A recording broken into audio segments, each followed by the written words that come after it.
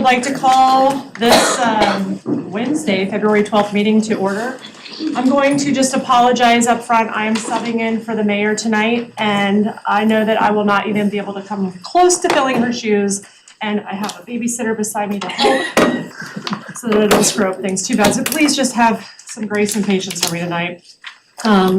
So we typically start our meetings with either a moment of silence to allow you to pray or meditate how you please. And then after that, we will join in together for the pledge. So if you want to stand.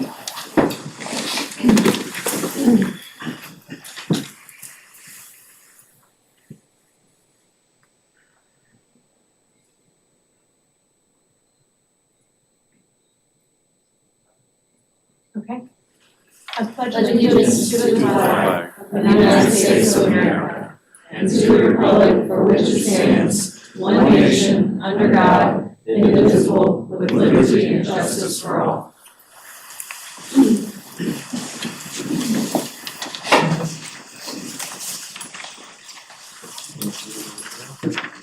Okay, we generally allow about 15 minutes at the beginning of our meetings for public comment, and we have 4 people signed up in person. Is there anyone online? No, Madam Mayor Pro Tem. Okay, so we can do about 3.5 minutes apiece, if that's okay.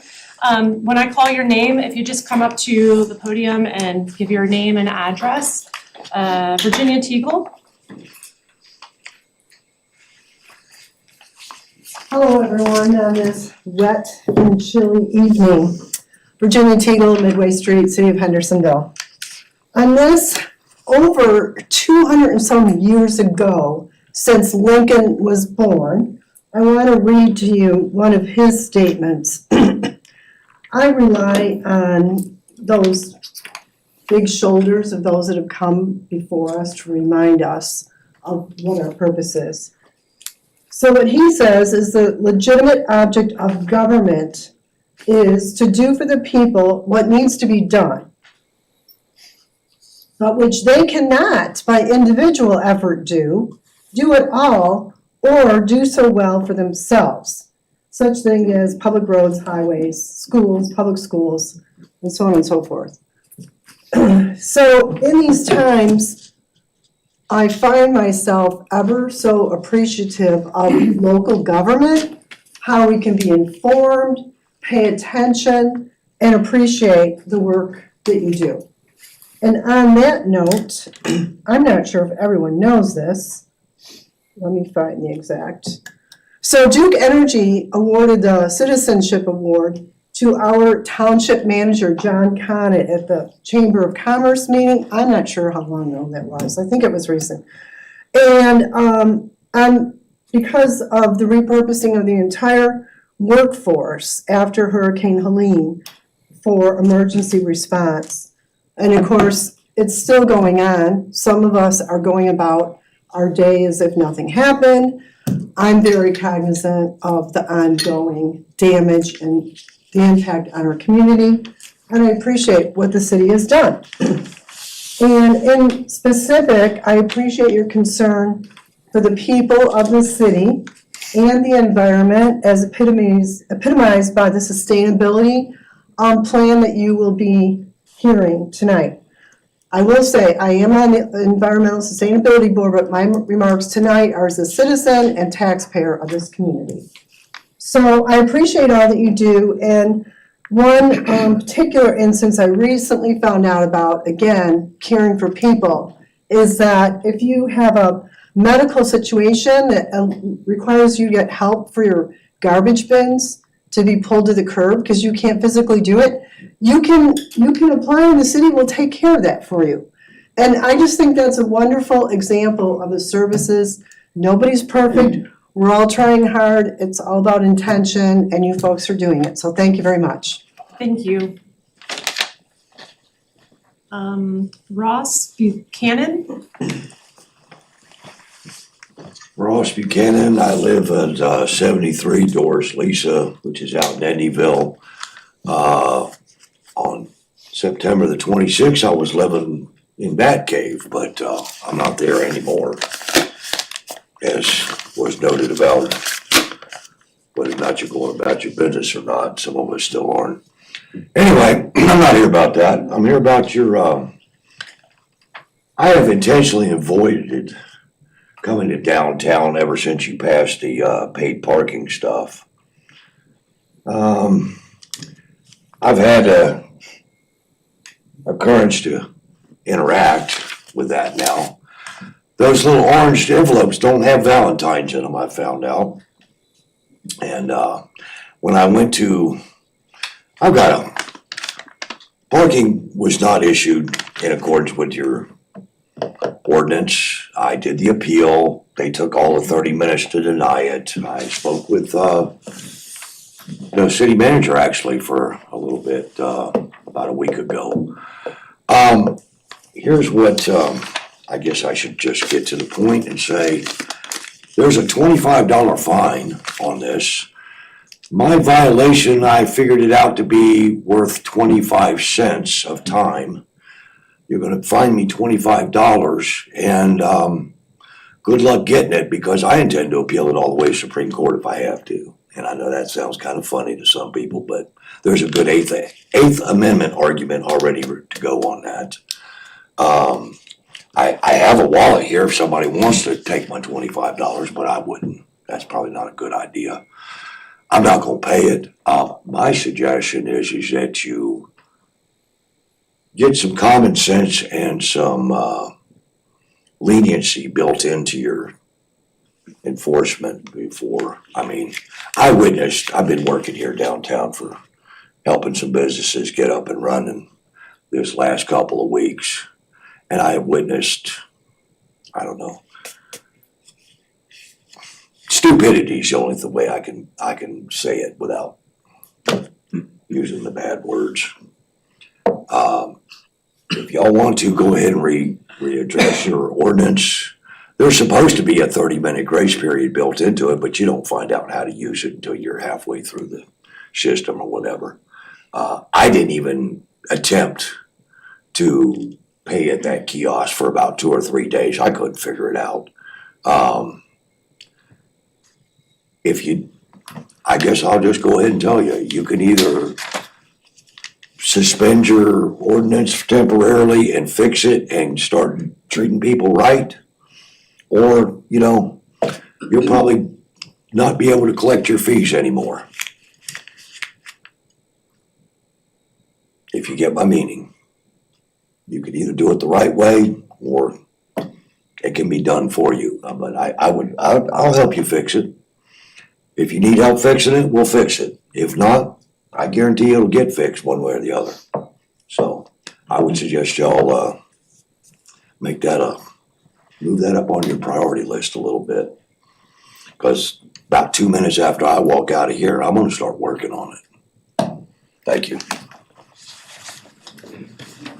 Jesse Woodruff?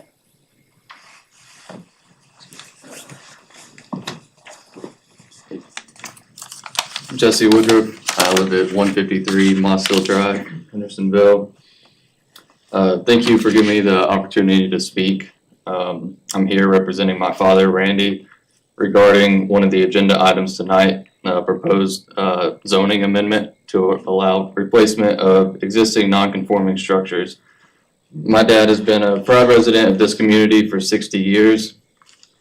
Recently, he was displaced by the devastating effects of Hurricane Helene.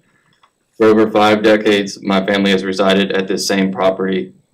His home was destroyed, as well as a mobile home on the same property my grandmother resided in prior to her passing. These were not just our houses, but lives filled with memories, hard work, and unwavering connection to this community. Sadly, the storm destroyed the house and the mobile home, much of what my dad had worked for. Despite his deep desire to rebuild, current ordinances present a significant barrier to doing so. The main house was in the floodplain.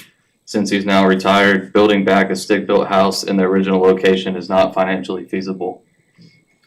What is possible with your help is replacing the mobile home and getting my dad back to the home he has always known. My dad's property is located in the county but falls within the ETJ. Current zoning does not allow mobile homes, although this one destroyed by the hurricane has been there since the 70s.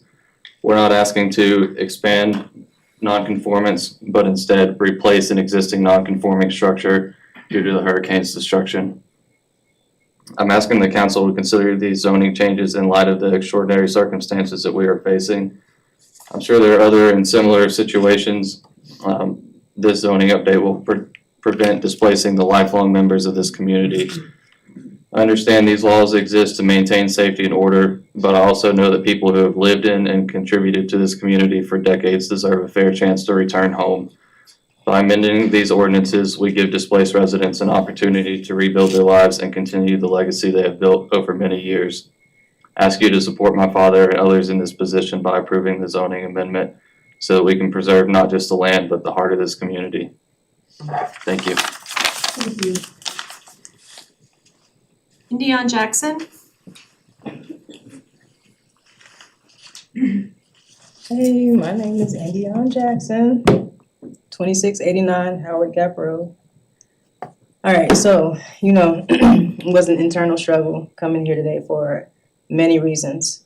But to be honest, so speaking with you all about anything that has to do with racial diversity, racial equity, racial inclusion, is almost like speaking to an immersive brick wall. And not like a physical brick wall, just like a controlled one. And like in this case, like the computer is the American system, right? So President Donald Trump and Elon Musk, they control the government. Seems like it anyways. So they control you. Before you were forced to diversify and include, so you did so. But you did it in the most minimal way possible. And it was obvious all along. And not in a negative way, I'm just saying it was obvious. So much so that the U.S. Department of Labor, according to the U.S. Department of Labor, the #1 recipient of DEI benefits were white women. And there were many groups that benefited from DEI programs, but you know who fell last? Black Americans. And I just want you all to think about that as you continue to build up and gentrify the 7th Avenue district. It's a controlled system that you're in, and I get it. At first it was urban renewal, and now it's what you're doing now. Just think about that, about the generational locals that would like to remain in that neighborhood and that would like to be able to afford to remain in that neighborhood in years to come. Now, I can appreciate capitalism. I appreciate the competitiveness that it brings. What I don't appreciate is how it works in this country. But the fact is that racism is the catalyst of capitalism in our country. The great Fred Hampton, he says racism is a bipartisan of capitalism. So DEI, maybe it wasn't working so well as we thought for Black Americans. So what will? Because this cycle has to stop. I can't just keep hearing the same excuses. I have the same excuses, and I get it. It's like it's like second nature at this point. But I just ask that y'all try harder behind those closed doors. I want to end with this. It's a quote by, I am not sure how to pronounce his last name. I found it and I thought it was genius. His name is David Roediger, Roediger. The world got along without race for the overwhelming majority of its history. The United States has never been without it. That's all I got to say. Thank you. Okay, so it is time to consider the agenda, and we have copies in front of us. Is there any changes or modifications that we need to make to tonight's agenda? Mayor Pro Tem Hensley, staff would like to remove item 8D under new business, which is the letter of support for the AARP sidewalk study. The group that's doing that is not quite ready, so we'd like to remove 8D and also remove item number 9, board and commission, 9A, which is board and commission appointments. Staff is working on that item also. I'd like to remove those 2 items, please. Thank you. Anything else? Okay. And we have a motion to approve the agenda. Mayor Pro Tem, I move that City Council approve the agenda as amended. Okay, all in favor, say aye. Aye. Okay, and the consent agenda. Chance to look at that? Mayor Pro Tem, I move that City Council approve the consent agenda as presented. All in favor, say aye. Aye. Okay. All right, moving on to presentations. It is time for our quarterly MVP recipients. And Mr. Connett will be awarding these Yes. this evening. I'll ask the Mayor Pro Tem to step out, and I'll recognize the individuals, but I'll call each department head to come up to assist the Mayor Pro Tem. So let me start by asking Tom Wooten, the Public Works Director, to step up, as well as I know Brent Detweiler's in the other room, so if Brent can hear me, if Brent will come in here, we'll ask Brent to also stand with Tom and Mayor Pro Tem Hensley. So let me first recognize, I'll ask Jill Murray and Ross Henderson to come and join Tom and Mayor Pro Tem Hensley there. So in preparation for the downtown Christmas parade, Jill and Ross stepped up to put the float together using a trailer from the police Yes. department and a variety of decorations. As this was the first time the city hosted a float, and whenever my city council members get an idea on their mind, you can't stop them. Darn straight. And having a short window of time, they pulled everything together to allow city council to represent the city well, and notably the only elected officials not riding in a car or truck. Ross also handled the generator and drove the float. And he's always there when needed. So I just want to thank Jill and Ross and congratulate them on a job well done. Thank you very much.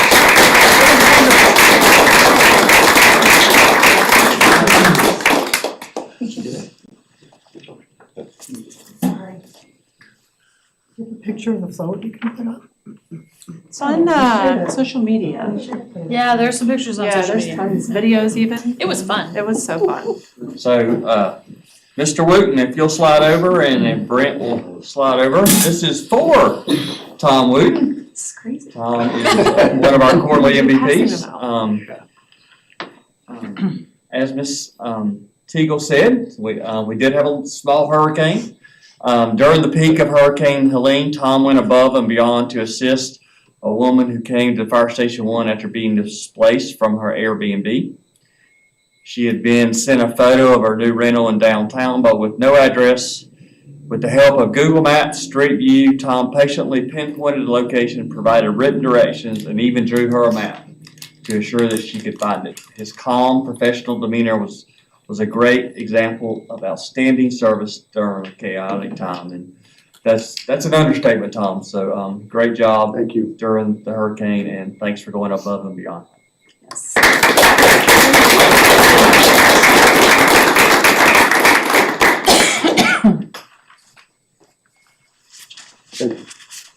Thanks, Brent. You may want to stay in here though, Brent. Okay. You might. You might want to stay. The final recipient is not here tonight, but it's our communication director, Allison Justice. Allison facilitated and led a groundbreaking Spanish First listening session at Immaculate Conception Catholic Church for the Hispanic community in Hendersonville. I wish Indiana was still here. She partnered with multiple nonprofits, including True Ridge, El Centro, and Mountain True Mountain True's Healthy Communities program to translate materials and provide interpreters and headset for attendees. Allison personally opened the meeting with introductions in both English and Spanish, creating a welcoming atmosphere for everyone. The session achieved the largest community turnout of all our affordable housing listening sessions, a testament to the impact of our inclusive approach. By advocating for a language-specific session outside of city staff typical English language framework. Allison took a bold step to prioritize and celebrate the voices of our Hispanic community. The event was a success and the community expressed gratitude for her efforts. So congratulations to Allison.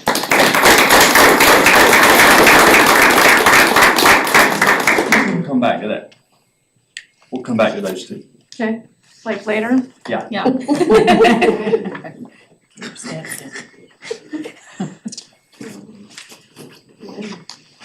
After the next thing, in 7 minutes or? Yeah, 7 minutes. I want to 7 see you minutes. get up and down. All right, I'm gonna work for it today. Okay, we have Caitlin Gendusa, our sustainabilities manager, here today to give us our presentation on the sustainability plan and annual report. Well, thank you for having me. I just wanted to take some time to share with you all the first annual sustainability plan update. So it's kind of a refresher. City Council approved this plan back in May. And something that was kind of important to me with developing this plan is to try to make it as, try to be able to implement it in a way that's transparent to the community, to kind of be aware of kind of the status of the plan and progress to reach those goals. So the plan had 5 focus areas and had an overall goal of reducing greenhouse gas emissions by 35% by 2030. And then I'll dive deeper into the progress thus far. Next slide. Oh, sorry. Okay, so this is just kind of the overview of the goals. It's energy, land management, waste management, water, and transportation. All right, so I'll start with energy. So these are just kind of highlights of what was done throughout 2024. I worked on these projects as well as a bunch of different staff, so I really wanted to kind of have this integrated with all of departments within the city to really show how expansive sustainability is. So first, there were various different energy efficiency projects. One I really wanted to point out is a building automation system, which was installed at the City Hall. And if you're not familiar, the building automation systems is essentially kind of integrating it with existing HVAC equipment and other city facilities uses. And it takes into account things like the weather, how the building's being used. Maybe a lot of times buildings aren't fully operated at capacity. So the system really takes all that into account. And as a result, you can see significant energy savings. So for this particular system, when I compared a 6-month time period, electricity dropped by 23%, and then most significantly, natural gas dropped by 85%. So I think that really shows just how this can be replicated in other city facilities. There are a few other projects, some LED lighting, insulation at our wash bay. Those 3 projects also included a Duke Energy rebate. So we also got some money back to implement those projects. City Council also adopted a sustainable facilities policy last year. So that is for all new construction and renovations. And then something that I was really excited about is our first solar installation on the new fire station. Council also, of course, approved the new biosolids thermal dryer solar. So that's really exciting that the city will see 2 new solar projects just within a couple years of each other. And then the last thing was a energy benchmark report. So we worked with Waste Reduction Partners, and they pretty much did an audit of all of city buildings and compare the energy usage with the national average. And so it's interesting where you can kind of compare how our buildings rank against kind of the nationwide standards. And that really showed some potential projects that could be worked on, such as our police station. So I think going into the future, there'll be a lot more opportunities to implement similar energy efficiency projects. All right. And then for transportation, we completed a propane vehicle test pilot. I believe Blossman Autogas presented to City Council a few years back. So the pilot was very successful. We got 2 water and sewer vehicles and 1 police vehicle. And on average, fuel usage dropped by 32%. So I think that shows that this is definitely a technology that we can potentially see replicated in some of our city fleet. The city, along with our planning department, this was kind of spearheaded by Matt Manley, established our bicycle and pedestrian infrastructure staff committee. So this committee is really spearheading how we can best implement different bicycling and walking transportation plans, different modes of transportation. We had various sidewalk improvements and progress towards formalizing a sustainable fleet transition policy. So we've had these pilots taking place. We've had experience with things like electric vehicles, hybrids, propane fueled vehicles, and now we're trying to see how we can come up with an updated policy that we can present to you for approval. All right, and then waste management. We received a grant with the Department of Environmental Quality. So this is to install radio frequency identification tags on our recycling carts. And this really came about from seeing an issue where it's really difficult to get a kind of accurate understanding of how much the city residents are actually recycling. So this is a way where we can better track how many folks are recycling, contamination rates, and then better have outreach and education to try to improve that.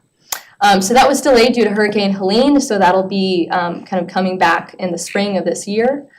And then I know Virginia Teagle, the Environmental Sustainability Board's chair, is here. The ESB implemented the first sustainability demonstration station, which has various different models of compost bins to kind of give a real-world example of what community members can implement in their own homes.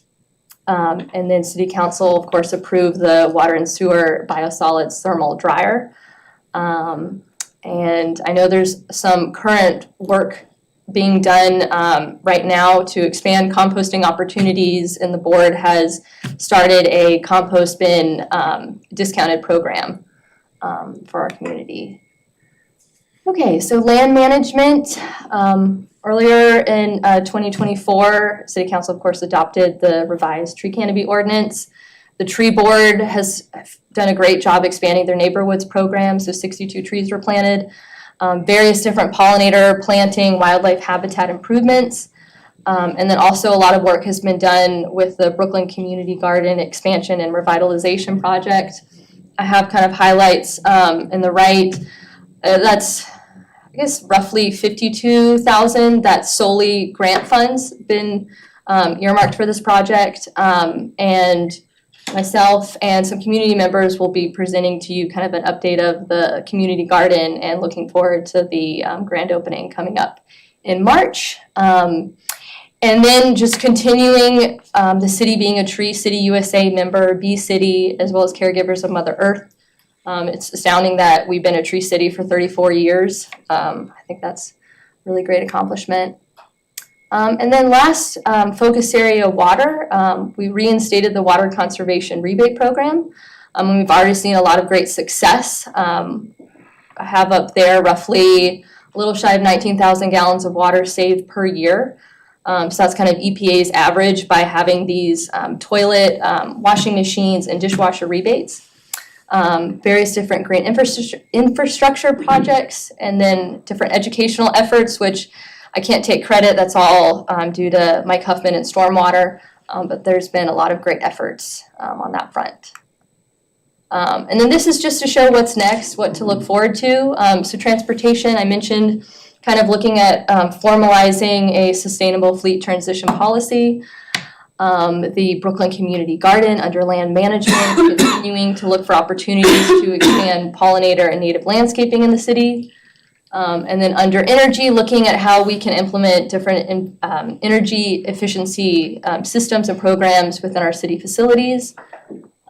Waste management, looking to expand composting opportunities for our community. Various different grant opportunities as well that I've been investigating. And lastly, this is just really to share with community members if you do want to keep track of kind of the status of the plan. This is a page you can visit. It includes the focus areas, and I'll also have a copy of the annual report. And that is it. So, thank you for your time. Thank you. Thank you. Caitlin. Now I have to get back. Yeah. I'm a little slow today. We saved the best for last. Absolutely. So as Mayor Pro Tem Hensley comes forward, I'll ask Brent Detweiler and Tom to come back up and ask Brian Hensley and Dion Mendoza to please come forward. You deserve it. I was gonna say, don't look so happy about it. It is my pleasure to recognize Dion and Brian as our MVPs of the year. And this is what they did. For Brian Hensley and Dion Mendoza, it was just another day on their environmental services route. Earlier, they had stopped at a particular residence, but as they passed by again, after completing their rounds, something caught their attention. The resident was lying on the ground, still secured in her tipped-over wheelchair. She told them she had been stuck there for about 20 minutes. Without hesitation, they made sure she was okay, assisting in getting her wheelchair upright, and stayed by her side until the EMTs and the fire department arrived. First responders noted that the two remained with her until everything was handled, ensuring she was okay. When asked about the incident, they simply said, at that moment, our job wasn't the priority, it was making sure she was okay. The quick thinking and compassion exemplified the best of Team Hendersonville. So I want to recognize Dion and Brian for going above and beyond and as our MVPs of the year. Congratulations.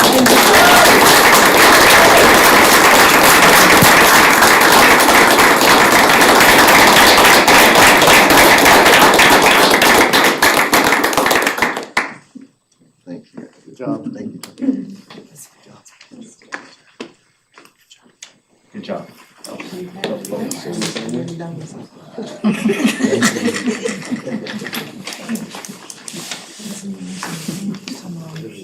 Okay, it's time for our first public hearing of the evening.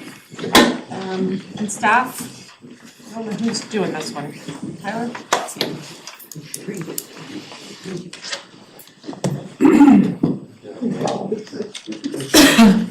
Get on the float next time, Ron.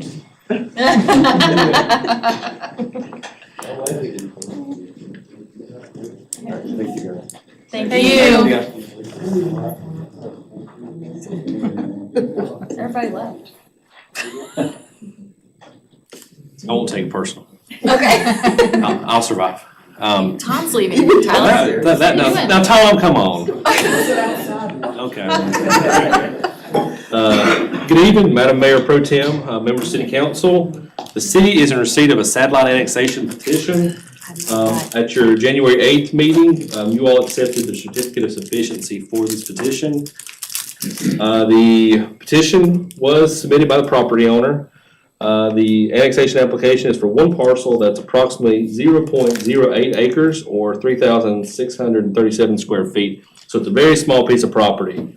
The piece of property was actually acquired by this property owner from NCDOT, and it was formerly a part of a right-of-way. So the map on the right-hand side of the screen shows the property. As you'll see, it's approximately 2,450 feet from the city of Hendersonville corporate limits, and no other municipality is closer. You all will probably remember the larger area that is associated with this parcel. Trying to get, there it is, where the cursor's at. That was annexed by City Council on August 1st, 2024. So this is just adding a small piece to that already annexed satellite annexation portion of this property. I have a motion for approval and denial, and I'm happy to answer any questions you all may have. Is the petitioner present? I've not actually met the Comments or anything? petitioner, so I'm not sure. I don't think so. All right. Madam Clerk, has this public hearing been advertised in accordance with the general statute? Yes, Madam Mayor Pro Tem, it has. Okay, I would like to open the public hearing, and if we have any folks in the room who would like to speak or online. Anyone here? No? Online? Yeah. Pro Tem. Okay, well, then I will close the public hearing. And we can have a discussion about it. Have discussions? Not for this one. No talking? Good talking, sorry. Okay. Well, Go for it.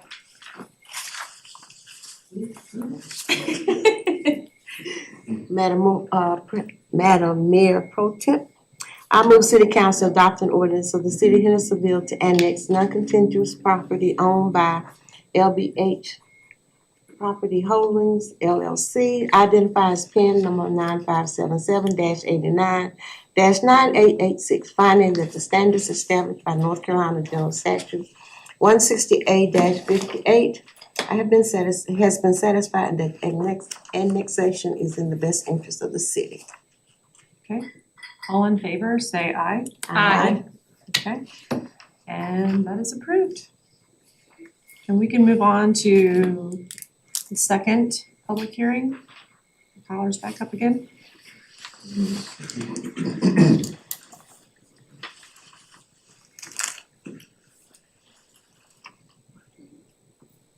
So this is a contiguous annexation this time, and at the same January 8th meeting, you all accepted the certificate of sufficiency for this annexation as well. So this annexation was also submitted by all current property owners. It's for approximately 21.32 acres, and it's located along Old Sunset Hill Road. On the map on the right, you'll see that the property currently touches that green line, which is the current corporate limits of the city of Hendersonville. So it is contiguous. And I do also have motions for approval and denial. Again, and I'm happy to answer any questions. Is the petitioner present? Have anything to add? We're here to answer any questions if you have them. Thank you. Okay, Madam Clerk, has this public hearing been published in accordance with the general statute? Yes, Madam Mayor Pro Tem, it has. Okay, we're opening it up. Do we have any public comment? I don't have anyone signed up, but did anyone want to speak that's in the room that didn't get a chance to sign up? Okay, anyone online? No, Madam Mayor Pro Tem. Oh my gosh. I'm so stressed about doing this. Okay, I will close the public hearing and this is up for city council discussion. Madam Pro Tem, I move City Council adopt an ordinance of the City of Hendersonville to extend the corporate limits of the city as a contiguous annexation to annex that property owned by Gregory Albia, Julian Albia, Joseph Taylor, and Laura Taylor, identified as pins 95799980375, 95799983527, 95799941115, and 95799988724. Finding that the standards established by North Carolina General Statute 160A-31 have been satisfied and that the annexation is in the best interest of the city. Okay, all in favor, say aye. Aye. Any nays? Okay, ayes have it. Thank you. Okay, now we are moving on to zoning text amendments. I hope mine are that easy for you all. Yes, we'll see.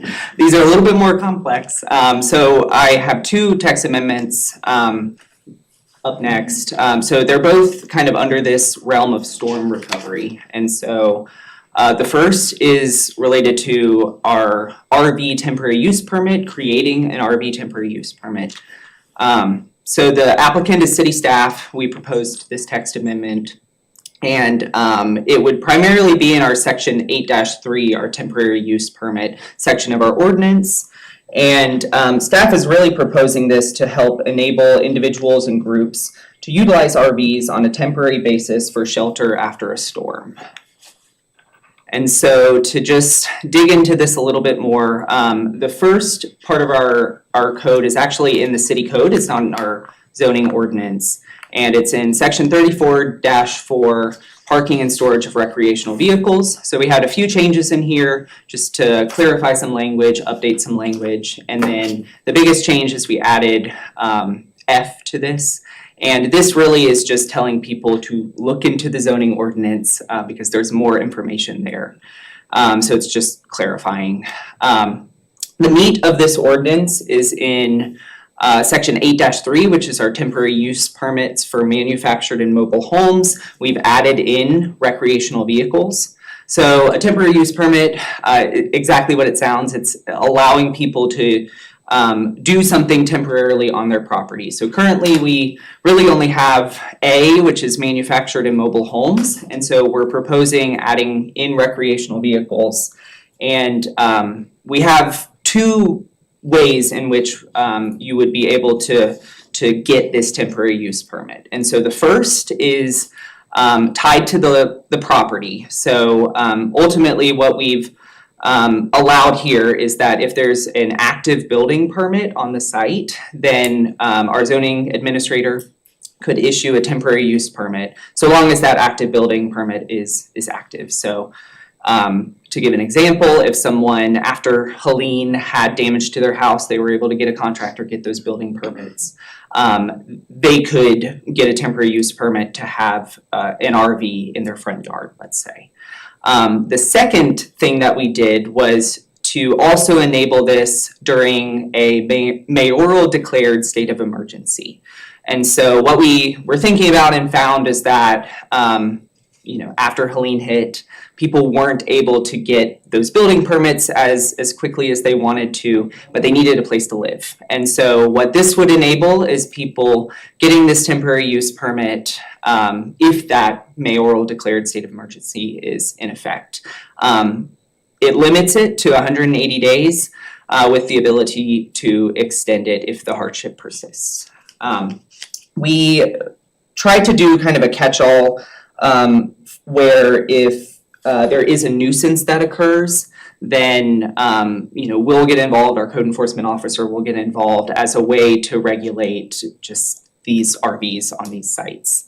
The thing I'll also mention about the second one is that it's not tied to a specific property. So for example, if a group came into town and wanted, let's say they're coming in to help us with recovery efforts, they wanted to put a number of RVs in a parking lot, they would be able to do it under that second part of this temporary use permit. So we also created a definition for recreational vehicles, which really just helps us on the back end to make sure that it's complying with the type of vehicle that we want in the city. And so thinking about comprehensive plan consistency, given the temporary nature of this, we don't believe that it will significantly impact the existing condition of our community. We did find it very consistent with several different Gen H comprehensive plan goals. So for example, vibrant communities, allowing people to stay in their communities, get back on their feet as quickly as possible. We think that that's a really important part of this ordinance. And then resilient communities. We think that making our zoning ordinance more resilient, helping people get back to their normal lives as quickly as possible is important, and we find it consistent. And then here I'll just mention, the changed condition. Helene is the changed condition. We learned a lot after that and found that we needed to alter our ordinance to better conform with what people need after catastrophic events like that. So this went to Planning Board Legislative Committee on December 17th, 2024. There were 4 members in attendance plus staff. And they generally supported this. There were some just slight modifications to language, but overall they did support this. They sent it to Planning Board on January 9th, 2025, who unanimously voted to recommend this for approval. And here is the draft consistency statement, and I have a rationale for approval and denial. And I can take any questions. So I know that there are a large group of Amish who are here building tiny homes. And the goal of the tiny home is to be a temporary structure that people can live in while they're building or getting something else moved on. And so I don't know what chassis means. Do they fall under that criteria, or is it something that we would be able to modify that in somehow? Yeah, so, and I may need to call on Lou, but I don't believe we have a provision for tiny homes at this point in our ordinance. I could be wrong about that, so I'll maybe pull Lou in. Yeah, I'll just, tiny homes, so the chassis is that it's on an axle and wheels. So that A tiny home qualify, right? Are is- these ones that are movable? I don't know if the ones the Amish are building are movable or. They if they're all- physically move them, they carry them. Yeah, but they're probably, yeah, okay. That makes sense. It may be, honestly, the real answer to that may be a building and permit question, like a Crystal question, like how they permit them. We don't have a minimum Okay. size. So if it's being built under the residential building code, then it's a house. We don't, whether it's tiny or big or whatever, we don't necessarily regulate that. Okay. The RV temporary use permit, that would be allowing us to permit somebody who has a structure on a chassis and is pulling that into the site from somewhere else. If it's site built, even if they're moving it around, I don't know, that, I know that's not a perfectly clear answer, but I think that if it's a tiny home and it's stick built or modular or something like that, then it's being built under the residential code and that would already be permitted. Okay. And then is there ever a time where, I think it said mayoral declared, is there ever a time where that declaration would be, I don't know, like through the state or something, like where they wouldn't coincide, or is this, do you know what I'm saying, like? Yeah, typically, we're gonna declare it and then we're gonna go first, then typically the state's gonna come behind us typically. Okay, So. perfect. It also allows us to declare an emergency where the state wouldn't. Okay. So it's more flexible, really. It's not general. Well, I should have known you would have thought of something that we did. Okay, are there any other questions here? No. Okay, and Madam Clerk, has this public hearing been advertised in accordance with the general statute? Yes, Madam Mayor Pro Tem, it has. Okay, and is there anyone in the room that would like to speak on this matter? Or anyone online? No, Madam Mayor Pro Tem. Okay, then I'm gonna close the public hearing, and do you guys wanna have any more discussion about it or motion?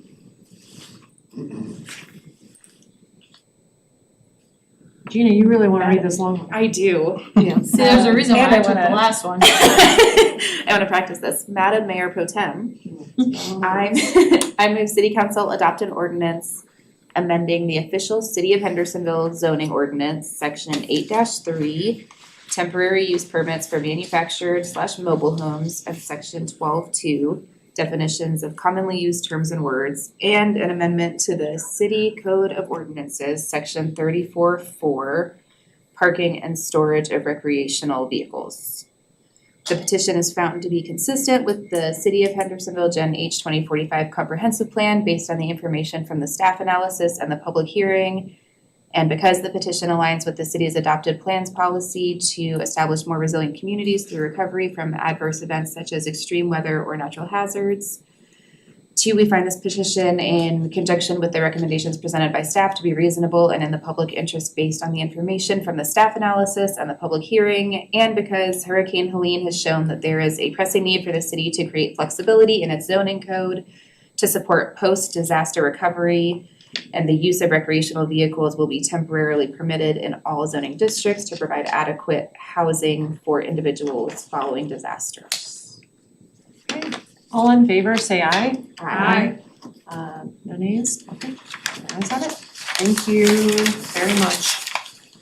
Okay, and this is a follow-up discussion with the previous, right? They were, So this is a separate zoning text amendment, but yes, they are connected. Yeah, just clarifying, the original agenda, they were put together as one item. Yes. City attorney, rightfully so, felt like it should be 2 public hearings and asked us to separate it, so.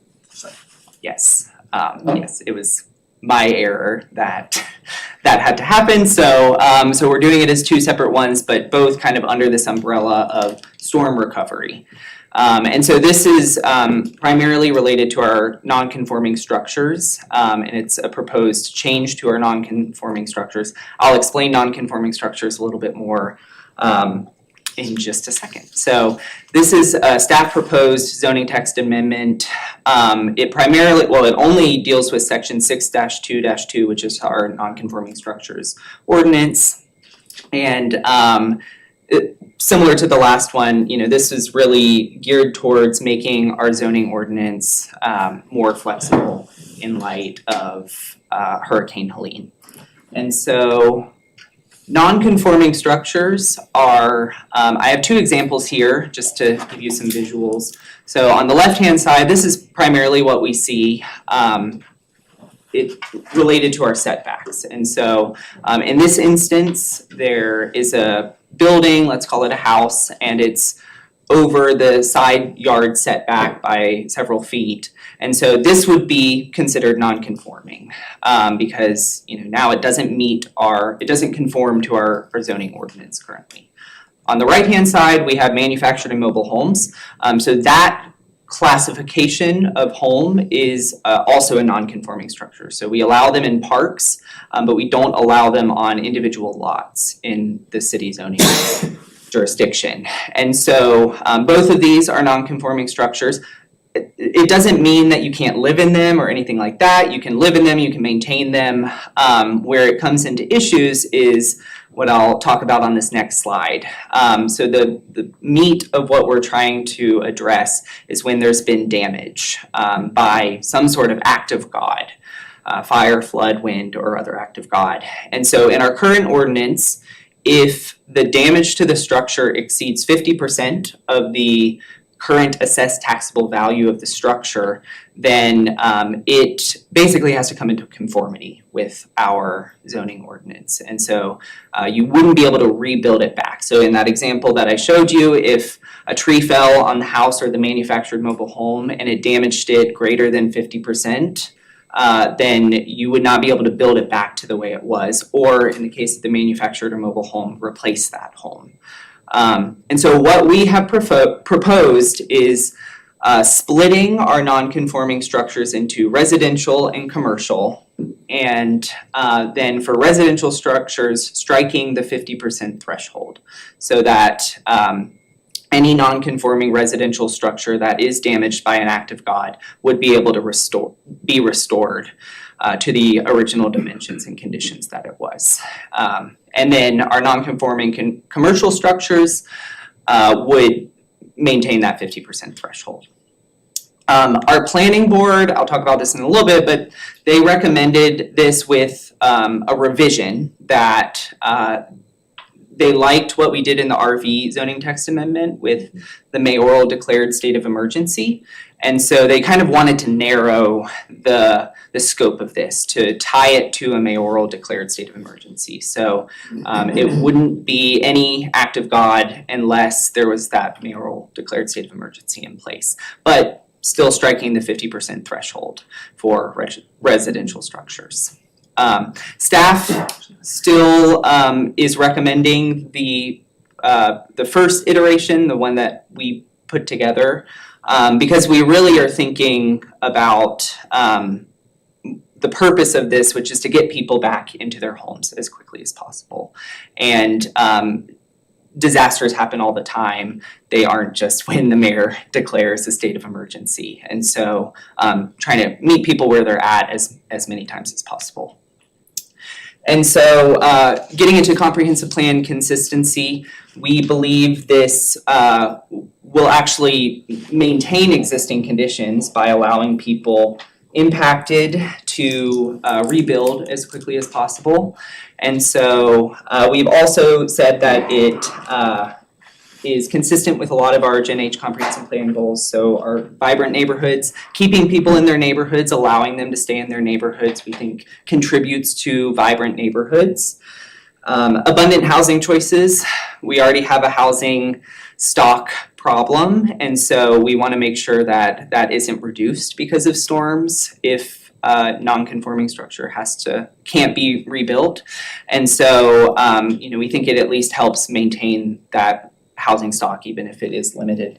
And then, once again, resilient communities. This is a way to make our zoning ordinance a little bit more resilient. And then, once again, changed conditions. Helene was the changed condition. But we really, with this one and the previous zoning text amendment, we were thinking about not just Helene, but moving forward, the future storms. How can we address these issues moving forward? So it's definitely not just a one-time thing. It's preparing us for the future. And so so this went to Planning Board Legislative Committee on December 17th, 2024. There was a lot of discussion about this. It was in a different form than it is today. So Planning Board, or the Legislative Committee actually did not support the ordinance in that form, but we took their notes and comments and we created the current version, which was the separation of residential and commercial. And at the Planning Board meeting on January 9th, they unanimously voted to recommend with approval for with the one change that I presented to you all. And so with that, I did draft two approvals. I think, let's see where it is. So those are so basically I have two motions. So here it is. If you choose the Planning Board one, this is the different motion that you would need to read to indicate that that is the zoning text amendment that you want to adopt. If you choose to go with the staff proposed one, then the one that you all have should be sufficient. So with that, I can take any questions.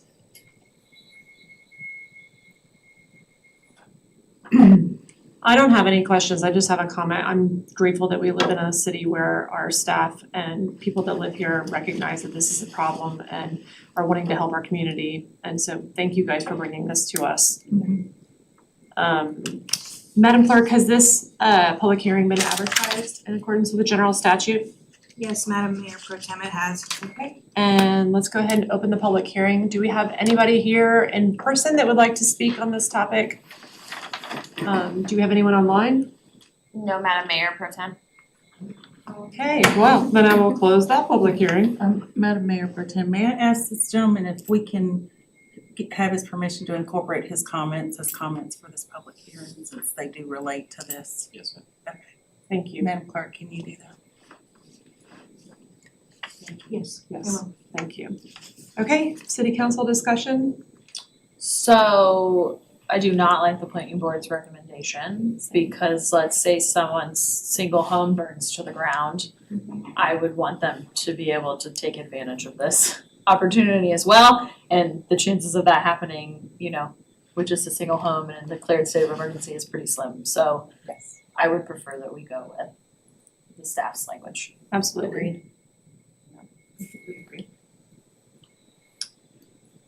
And that is the motion that we actually have in front of us, is the staff's recommendation. Okay, good. Does adopting this now help? Is it Woodruff? Yes. Yes, or Woodruff's? Absolutely. Okay. Okay, ready? Mayor Pro Tem, I move City Council adopt an ordinance amending the official City of Hendersonville zoning ordinance section 6-2-2 non-conforming structures. The petition is found to be consistent with the City of Hendersonville Gen H 2045 comprehensive plan based on the information from the staff analysis and the public hearing, and because the petition aligns with the city's adopted plans, policy, guidance to establish more resilient communities through recovery from adverse events such as extreme weather or natural hazards. We find this petition, in conjunction with the recommendations presented by staff, to be reasonable and in the public interest based on the information from the staff analysis and the public hearing, and because Hurricane Helene has shown that there is a pressing need for the city to create flexibility in its zoning code to support post-disaster recovery, and the proposed text amendment will allow for the rebuilding of non-conforming structures only after a natural disaster or other act of God, thereby aiding in quick recovery for city residents. Okay, all in favor, say aye. Aye. All right, that is passed. Thank you for all your work, Sam. Okay, Tyler's back. Yeah. This will be a little bit longer than the first two. Good evening, again. So the city has received a conditional rezoning application for properties that you annexed earlier on Old Sunset Hill Road. So the property consists of 4 parcels. The applicant is 4-Star USA Real Estate Group. The property is still currently zoned by Henderson County. R2R, the applicant is requesting to rezone the subject property to Planned Residential Development Conditional Zoning District. Subject property is approximately 20.66 acres, and they're proposing to construct 59 single-family units on this property. The GNH Comprehensive Plan designates the subject parcels as multi-generational living. The NCM for this project occurred on September 18th, 2024. There were 6 residents in total in attendance. We received 0 pre-submitted public comments for that meeting. The main topics discussed during that meeting include streams and stream buffer requirements, wetlands and whether or not homes impact those, questions concerning the road and its ownership and maintenance, discussion on whether an HOA would be required, whether or not a cul-de-sac within the development would meet the fire code, discussions surrounding the wetlands, and the need to keep individual lots off of those. The idea that the wetlands should be included in the common areas and maintained by the HOA was discussed. Tree preservation requirements and how they're being met, discussions concerning the review process when a project disturbs wetlands, and then buffer requirements were also discussed.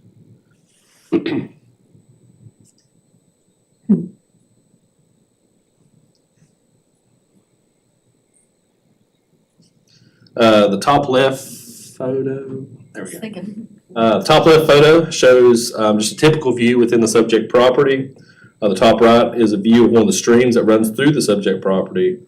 Bottom left is a view of the Half Moon Heights, what's being called Half Moon Heights Phase 1 now, but is the original Half Moon Heights development that y'all are aware of. And then the bottom right is a view of the adjacent mobile home park, which is called Connor Creek.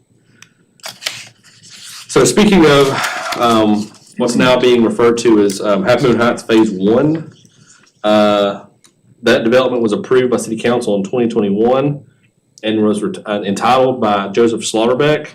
So Joseph never actually developed this property and sold his entitlements to 4-Star, and they are the ones who are currently developing that property. So Phase 1 consisted of 90 single-family homes on 33.61 acres. So moving into what's being called Phase 2 now, shown on the screen. So as I mentioned, it's 59 detached single-family units, which equates to about 2.86 units an acre. The site will have 2 access points. Access 1, which is the northern access, will be a continuation of a street stub that was provided during Phase 1 of Half Moon Heights. Access 2, which is the southern access, is shown as a full movement access from Old Sunset Hill Road. A left-hand turn lane on Old Sunset Hill will be provided to the site. A sidewalk will be provided on one side of all new internal streets and along the existing road frontage on Old Sunset. The sidewalks to the north will continue into the Phase 1 Half Moon development. They're meeting all the parking requirements per the ordinance. 2 parallel spaces will also be provided at a mail kiosk that will serve the development. According to the latest flood maps, the entire parcel is outside of the floodplain. The site does have a blue line stream where a stream buffer and transitional area are required. The proposed development does show a 30-foot stream buffer and 20-foot transitional zone on the site plan. The site also contains delineated wetlands. Stormwater Administrator Mike Huffman proposed a condition, which is really a 4-part condition, to add additional requirements concerning these wetlands.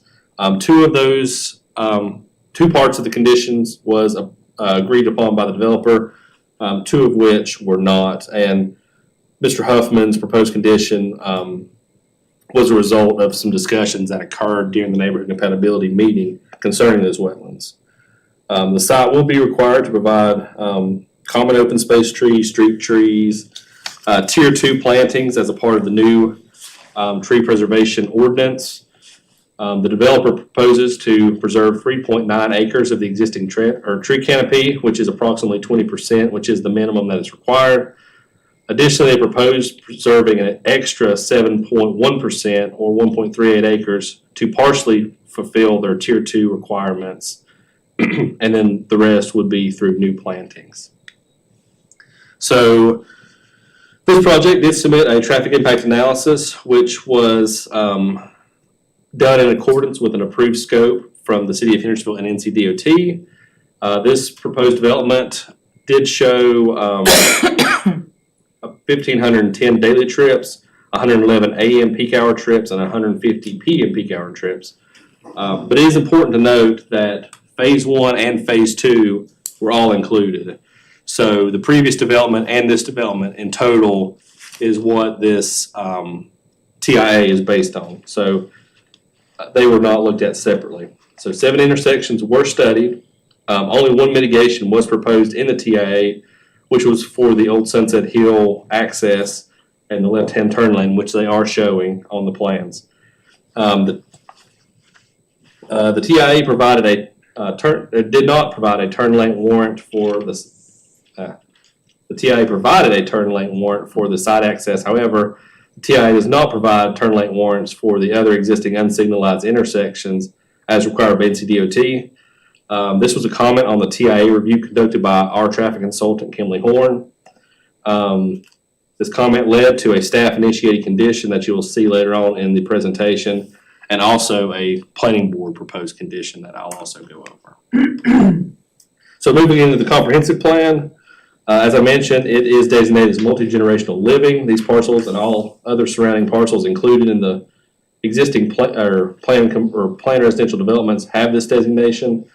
Parcels to the west are designated as mixed-use commercial, and these parcels include the Connor Creek Mobile Home Park, as well as manual woodworkers and weavers. The large undeveloped parcel to the east is designated as multi-generational living as well. Parcels to the south along Old Sunset Hill Road are designated as innovation and open space conservation. So the subject property was outside the scope of the land suitability and land supply maps and was not evaluated. The subject property is at a focus intensity node centered at the intersection of Howard Gap Road and Chimney Rock Road, and it is consistent with the character area description and zoning crosswalk. It is inconsistent. So to the north, parcels are zoned PRD CZD and include Valentine Commons, an apartment community with a density of 12 units an acre. Half Moon Heights Phase 1, a single-family development with a density of 2.67 units an acre, and further north, a single-family home subdivision, including Wolf Chase and Wolf Pen, which have densities of 2.6 and 2.7 units an acre. Parcels to the east consist primarily of smaller lots with single-family homes. However, there is a large undeveloped property or underdeveloped property directly adjacent to the subject property where redevelopment could occur in the future. Further to the west, the Connor Creek Mobile Home Park occupies the neighboring parcel. This park contains 94 units with a density of 12 units an acre. According to a survey provided by the applicant, some mobile homes in in Connor Creek does encroach on the subject property. To address this, the developer has proposed deeding land to Connor Creek to resolve those encroachments, bringing those units into conformity. So moving on to the other rezoning standards. First, compatibility. The subject property is located near 4 other planned residential developments, including 3 single-family developments and 1 multifamily development. Additionally, it's in close proximity to Chestnut Ridge, which was a subdivision under Henderson County's jurisdiction that was platted in 1988 and consists of approximately 118 units on 62 acres. The US 64 corridor continues to experience growth driven by the presence of large undeveloped and underutilized parcels in the surrounding area. The change condition, the subject property is requested to be annexed into the sewer. If annexed, the city must apply zoning to these parcels. The owners and the developer are requesting that the initial zoning be PRD CZD as presented. Public interest, based on the Bowen study, Henderson County has an estimated housing gap of 1,650 to 2,008 units for incomes between 50% and 120% AMI. Over the last 3 years, City of Hendersonville has approved 634 detached single-family homes if this project were to be approved, that would increase the detached single-family homes to 693 approved. Public facilities, Howard Gap is an NCDOT maintained road, identified in the comprehensive transportation plan as a boulevard in need of improvements. If approved, the site would be served by City of Hendersonville Water and Sewer Services. Water infrastructure is already available in Old Sunset Hill Road, and sewer would be extended from the Connor Creek Mobile Home Park. Effects on the natural environment, according to the site plan, approximately 19.5 acres of the 20.66 acre property are currently covered by an existing tree canopy. Of this canopy, the developers propose to retain 3.9 acres, meeting the minimum tree preservation requirements of 20% for this project. They are proposing to also save that additional 7%, which gets them to 27% overall.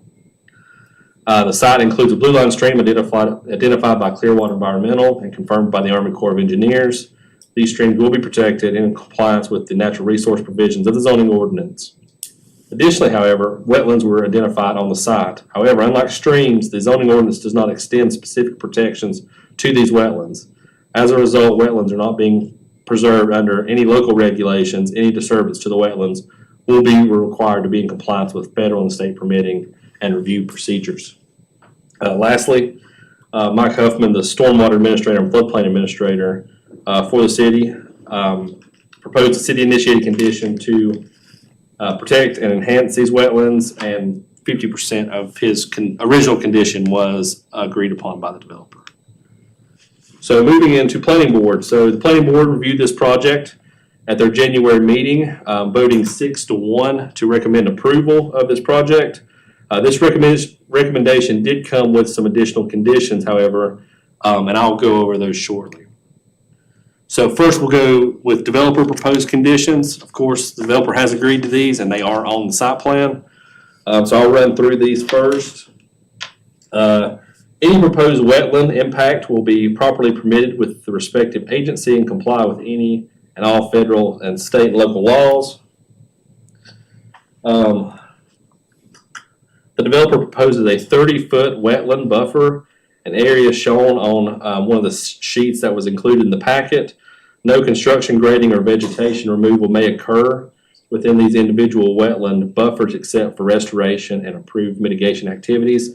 So that is a counter to one of Mike's proposed conditions where he wanted a 30-foot buffer around all wetlands, and they are providing a 30-foot buffer around areas that they're not proposing to disturb already. The developer proposed a side setback of 5.5 feet instead of the required 6, and the developer intends to achieve canopy installation requirements by using required street trees, common open space trees, and open space trees. In the event that this is not achievable, the developer will achieve the requirements of the remaining tier 2 trees by paying a fee in lieu. So these were the planning board proposed conditions. These conditions were proposed by the planning board and agreed upon by the developer in the meeting. So the first one has to deal with transportation. So proposed left-hand turn lane on Howard Gap Road onto Old Sunset Hill Road will be constructed per the city's request if feasible within the existing right-of-way and if found necessary and or acceptable by NCDOT. If the existing right-of-way is inadequate to accommodate the left-hand turn lane, additional right-of-way acquisition will not be required, and a fee in lieu of the turn lane shall be paid. The fee in lieu will reflect the actual cost of construction of the turn lane. The construction cost estimate shall be submitted by the developer's engineer and reviewed by the city and NCDOT. So the wording of this condition was originally a counter provided by the developer to city staff as a counter to our proposed transportation condition. That I'll kind of go over that in a minute. The only change that the planning board made was adding the language around the fee in lieu. So the fee in lieu part of this condition was not originally in there, and with the planning board added that in there at their meeting, so then we made that a city proposed condition by the planning board.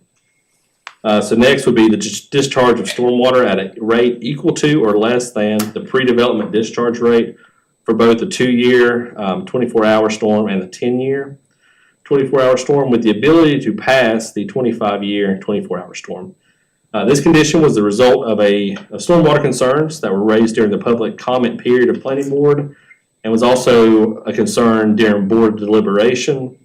The planning board discussed proposing a condition that would require the development to retain a 25-year storm, but the developer stated that they could not agree to that. After some negotiating, the developer stated that they were comfortable passing the 25-year storm, but not retaining it.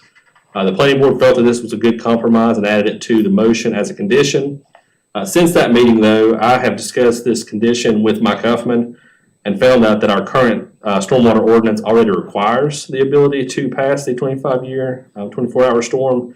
So this condition technically does not add anything to the development that would not already be required by the ordinance. And then lastly, all driveways shall be a minimum of 20 feet from the back of curb and or sidewalk. So these are the two conditions that Mike Huffman proposed that were agreed upon by the developer. So the first one has to deal with monitoring and reporting. The applicant shall establish a monitoring program to assess the health of the wetlands and buffer areas during and after development activities for a period of no less than 2 years. Annual reports documenting compliance with the wetland protection measures shall be submitted to the city of Hendersonville. And the next one has to do with signage and education. The applicant must install appropriate signage to identify wetland areas and educate site users about their importance. Signage must be maintained in perpetuity. So getting into the conditions that have not been agreed upon and are not included on the site plan. So the following is the original staff initiated condition that was not agreed to by the developer, but was countered and later agreed upon by the planning board. So the developer shall install a left-hand turn movement from Howard Gap onto Old Sunset Hill Road. The design of a turn lane and the necessary storage length for the left-hand turn lane should be coordinated with the North Carolina Department of Transportation to determine the most optimal configuration for the turn lane. Consideration should be given to a partial symmetrical with a proportional offset to the outside western side of Howard Gap Road to minimize impacts to existing utilities, maximize visibility, and to utilize available right-of-way present on the existing pavement. Jonathan Guy, the city's traffic consultant, provided justification for this condition in a technical memo that was included in your packet. He's also available online, I believe. So he's available if you have any questions for him. He's on Zoom. And so these are the two conditions that Mike proposed that were not agreed upon by the developer. Prior to any land disturbance, a professional wetland delineation study shall be conducted to define the exact boundaries of all wetlands on the site. A buffer zone of no less than 30 feet shall be established around all delineated wetlands where no construction, grading, or vegetation removal may occur, except for restoration or approved mitigation activities. The developer did provide a counter, as I mentioned earlier. If any impacts to the wetland is deemed unavoidable, the applicant must obtain the necessary permits from the U.S. Army Corps of Engineers or other relevant agencies to provide appropriate mitigation. This mitigation must include wetland creation, enhancement, or preservation at a ratio compliant with applicable federal, state, and local requirements. So this is the Planning Board's Comprehensive Plan Consistency Statement. They did find the petition consistent with the future land use and conservation map designations for multi-generational living, and it's because it's located in a focused intensity node. They provided the following rationale for approval. I also have rationale for denial, and I'm happy answering questions that the council may have. And Mike is also on Zoom as well, if you have any questions for him. I'm wondering how the buffer is being identified without a wetland study. What is being used? Yeah, so they did get the wetlands delineated. So we do have something from the Army Corps show, I think it's from Clearwater Environmental, showing where the wetlands currently exist. Would you mind to pull up the site plan? I can kind of point to the area that the counter is kind of speaking to. Okay. It's really at the kind of at the bottom of, if you're looking at the sheet, it's at the bottom. And then Mike's proposal was that they have another study? So, yeah, so I think, so I'm less familiar with the differences between those two studies. So Me Mike too. may be better suited to answer that one, Okay. but let me see. So basically, kind of the area that they're going to do their 30-foot is kind of down along this boundary, where Mike was proposing that, because you kind of see this kind of hatched green, that's the wetlands. So it would have a 30-foot around the entire area instead of just down here at the bottom where it was already not being disturbed. But yeah, Mike is probably the better to differentiate between the two studies. Yeah, cause I guess I'm confused by that too, because the buffer's 30 foot with the developer's proposal and Mike's proposal. But if they've already done a study that does delineate all of this as wetlands, I guess I'm confused about how they can only include part of it.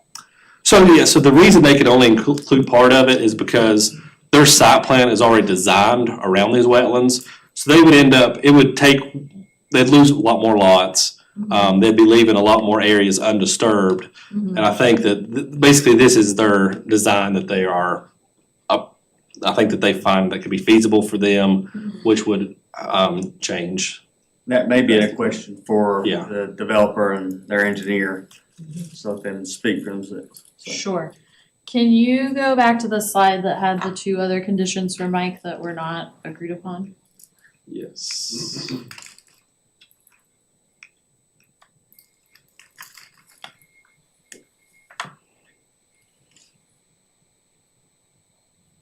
One more for that. No, that was it. There's one for turn lane. The turn lane we figured out, right? No. Okay, There's another one that they didn't agree on. Okay, let's go back to that. Yeah. Let's continue with Okay. the wetland. Okay. My brain can't handle this.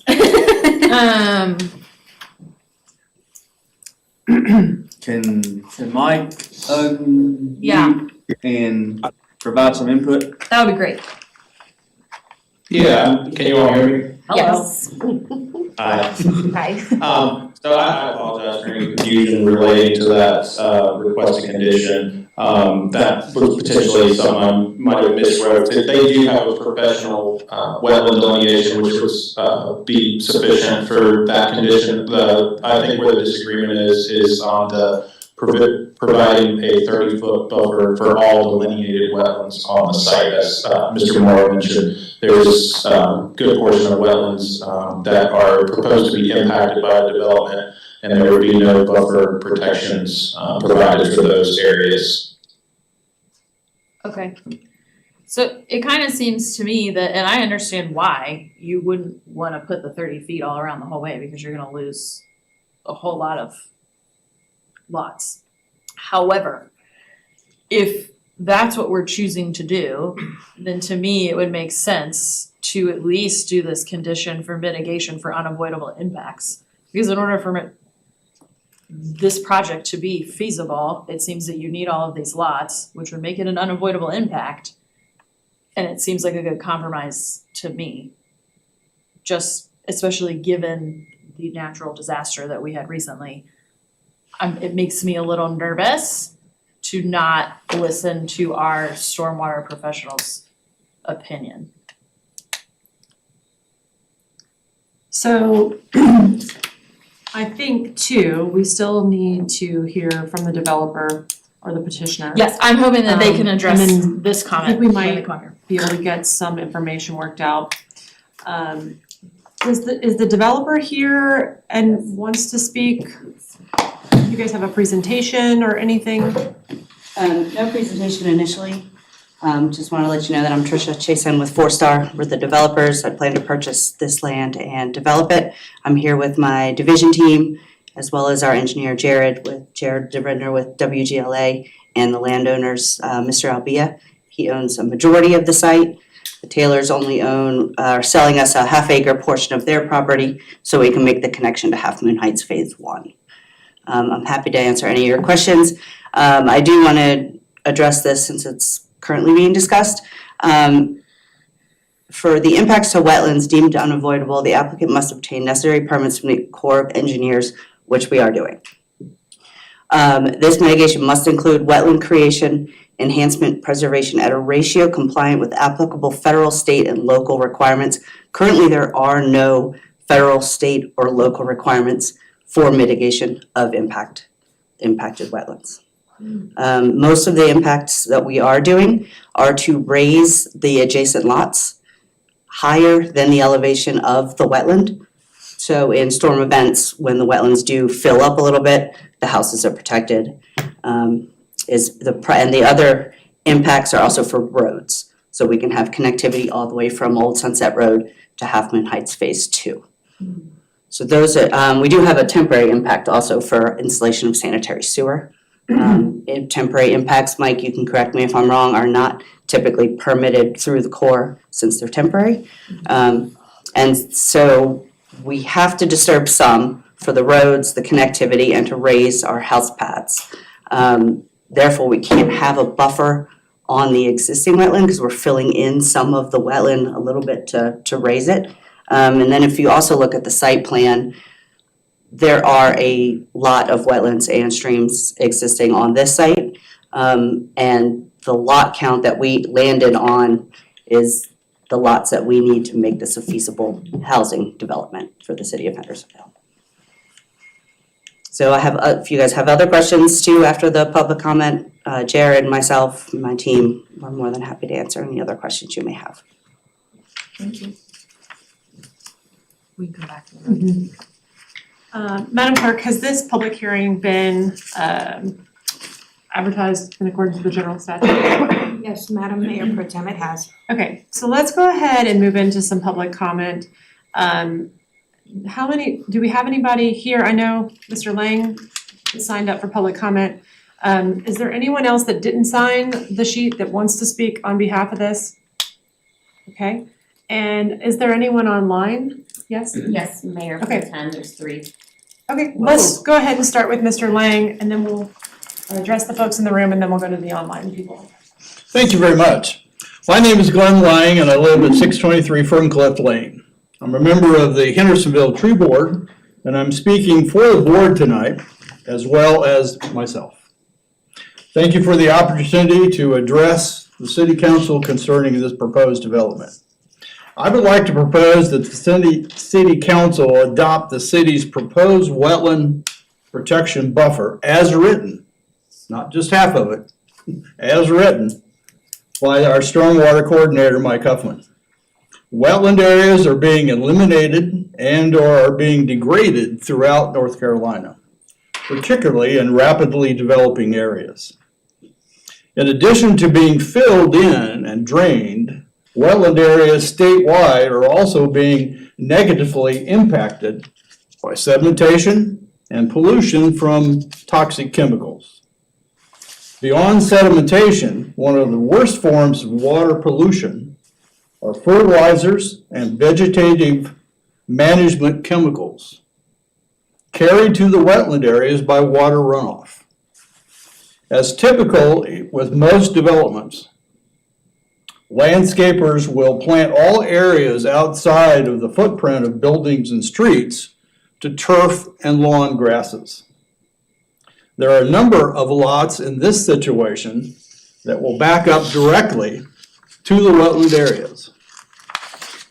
The management of these lawn areas will be utilizing significant amounts of fertilizers, pesticides, and herbicides, which will pollute the wetland areas with stormwater runoff. The development condition proposed by the city of creating a buffer for wetland areas will help protect the wetlands from this pollution. The city already requires buffers along our streams, and we see no reason not to help protect wetlands by creating a buffer to filter stormwater runoff. After all, our streams and wetlands are interconnected, and what adversely affects one affects the other. The health of this wetland could certainly be improved if this buffer could be managed properly by removing any existing invasive plants and planting native trees, shrubs, and other native plants in this buffer. I believe this would be a welcome amenity to the residents, and it would improve wildlife habitat and be some compensation for limiting much of the woodland area that now exists. I urge you to adopt the city's proposed development condition as written. I appreciate your time.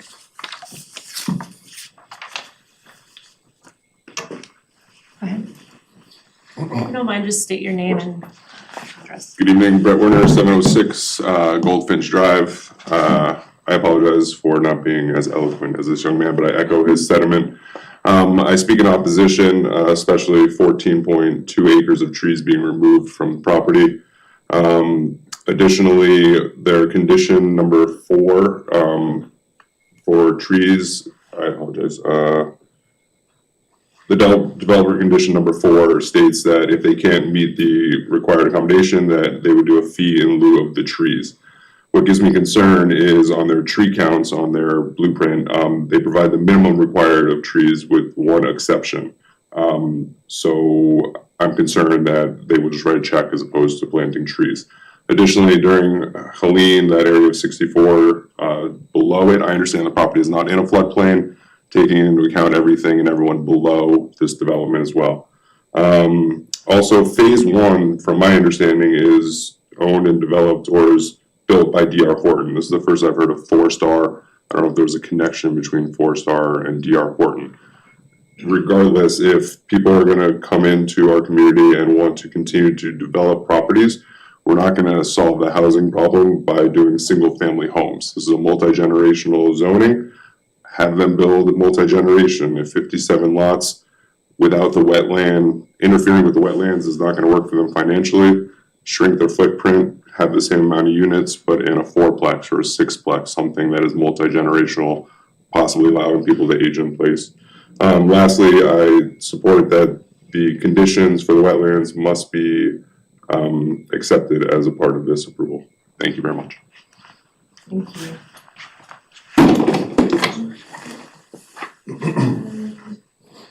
I'm gonna start with the online.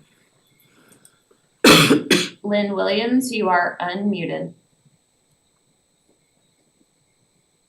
Thank you. Lynn Williams, Chadwick Avenue.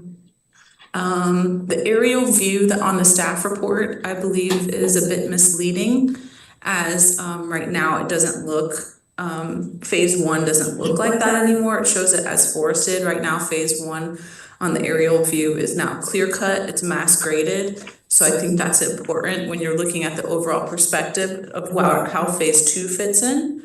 Because it was once a recently forested and wooded habitat. I don't believe the tree ordinance was in place at the time for phase 1. So I don't believe that applied. And like the gentleman previously just spoke about potential fee in lieu of, that's my concern as well, is that they can just clear the whole mountain as they've already started on the front half in phase 1. You know, how much does it cost to clear a mountaintop here in Hendersonville? So then, let's see, will this also have the dark sky ordinance? Will that apply? I don't know if that was also in place for phase 1. So in phase 2, will that be the case? And then the conversation about the 25-year storm commitment. Whatever the commitment was before the condition for phase 1, that condition needs to continue into phase 1, the same wording and everything. I noticed on the staff report for stream buffers, it says there appears to be grading work within the stream buffer areas. This is not allowed by zoning ordinance. This will need to be corrected during the final grading plan if approved by city council. I think to continue to approve these types of developments when they blatantly disrespect our ordinance prior to even the approval, I think that this is a terrible precedence that needs to end. We need to hold our developers accountable and make sure they protect our streams and our wetlands. Also, the homeowners association previously for phase 1, they came out in droves and had plenty of meetings to try to prevent this from being approved. Unfortunately, after the council held for one meeting, the following meeting after meeting with the developers, it was approved with certain conditions. I believe there was a lot of concern about flooding. And previously, many of the neighbors in the housing below were in opposition. Everyone was basically in opposition, except for the two gentlemen who were the developers. Were those final agreements ever met for phase one? And let's see, I agree that there needs to be a 30-foot buffer around all delineated wetlands.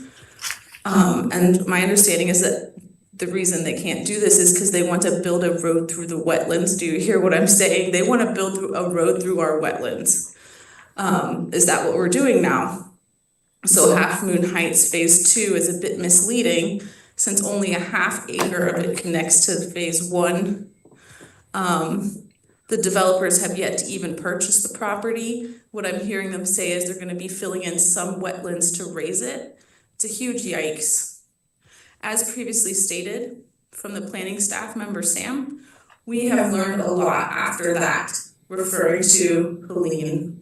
So when we look at Mr. Huffman's comments of all the conditions and also in agreement with the planning chair, Mr. Robertson, that we should follow all of our stormwater administrator's recommendations because he is the front line to our defense and our prevention, and we need to listen to what he says and administers for our storm and floodplain.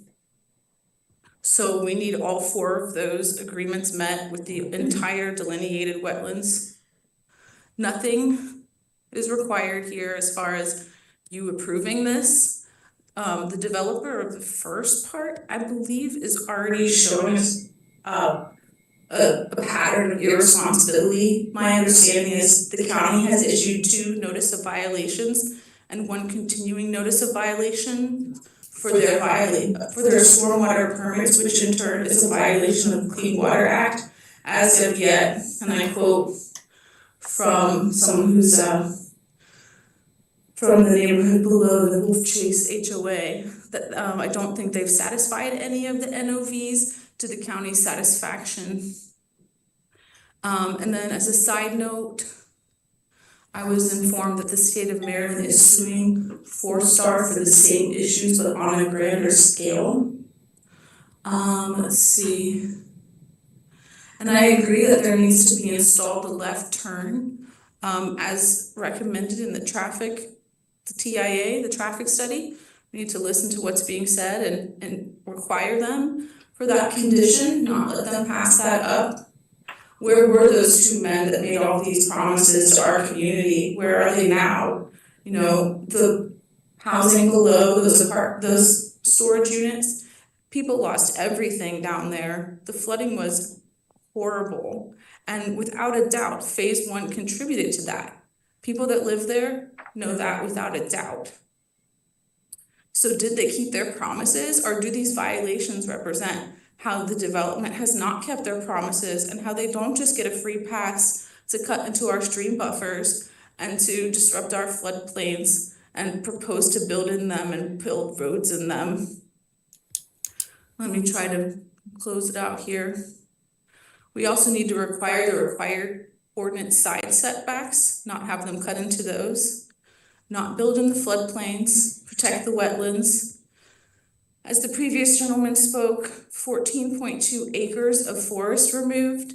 That's almost like I said, the whole entire mountaintop. I mean, that's just heartbreaking. Something needs to be done. Mr. Lang, speaking for himself and the tree board, they support the proposed wetland protection buffer as written by our own stormwater administrator. And the fact that fertilizers and pesticides can run off onto our wetlands and our wetlands and our community is a direct and massive migration route for birds by the millions every year. Thank you for your time. Thank you, Lynn. And next. Wick Harlan, you are unmuted. Thank you. My name is Wick Harlan. I am president of the Wolf Chase Homeowners Association. We have been dealing with the construction on phase 1, Half Moon Heights, for quite a while yet. What Lynn had said earlier, I don't think you all have really looked into the potential of runoff during construction development. We have been dealing with stormwater runoff for quite a while now. Like she had said, the county stormwater people have issued 2 notice of violations for problems with runoff from 4-Star, and they've also had a continuing notice of violation. We've actually had one homeowner house was flooded out because of their stormwater runoff.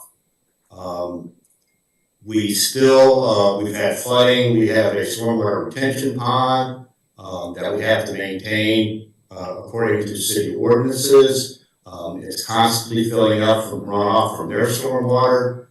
They've had to actually come in and dredge out their sediments. It still isn't up to par yet. Like you said before, the county is still not satisfied that they've met the requirement of their notice of violations. The idea of a buffer around a stream is very important. We've got an unnamed trib that comes down off of Half Moon Heights that goes into Wolfpin Creek, and right now it's full of sediment because there's no buffer around it. So I think it's very important that you put in the 30-foot buffers, and that before you make any decision, keep in mind what potential stormwater runoff could happen. Thank you for this opportunity to speak. Thank you. Next. Ken Fitch, you are unmuted. Ken Fitch, 1046 Patton Street. Today, as we travel through the city on this weather-worn day, we proceed with caution, keenly aware of what is happening on the streets before us, but also in the adjacent floodplains, the greenways, and even the backyards of the city.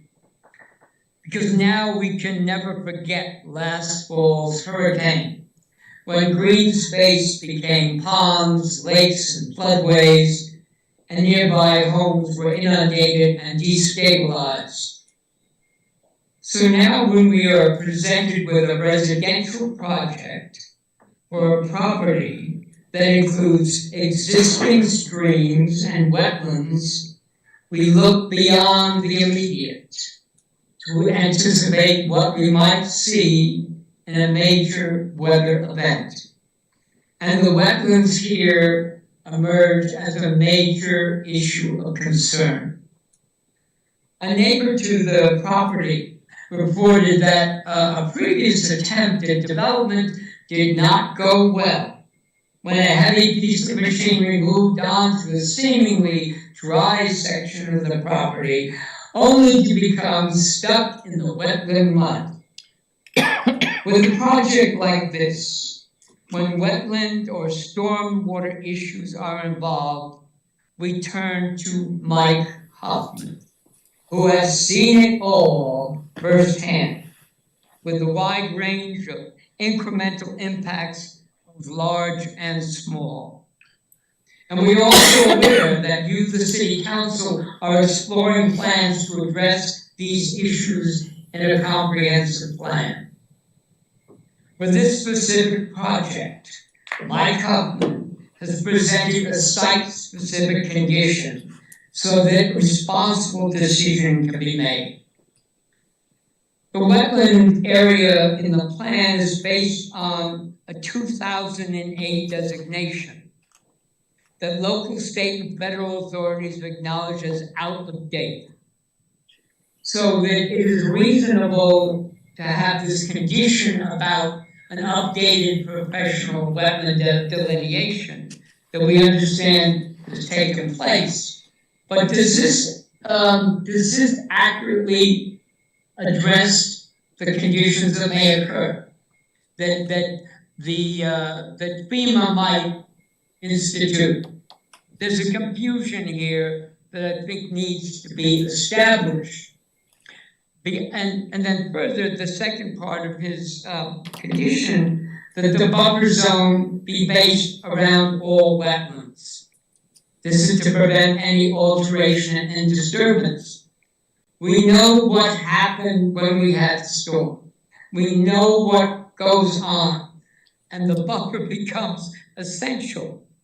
And further, that the Army Corps of Engineers and agencies become involved in the permitting, but also most importantly, that the necessary mitigations be implemented.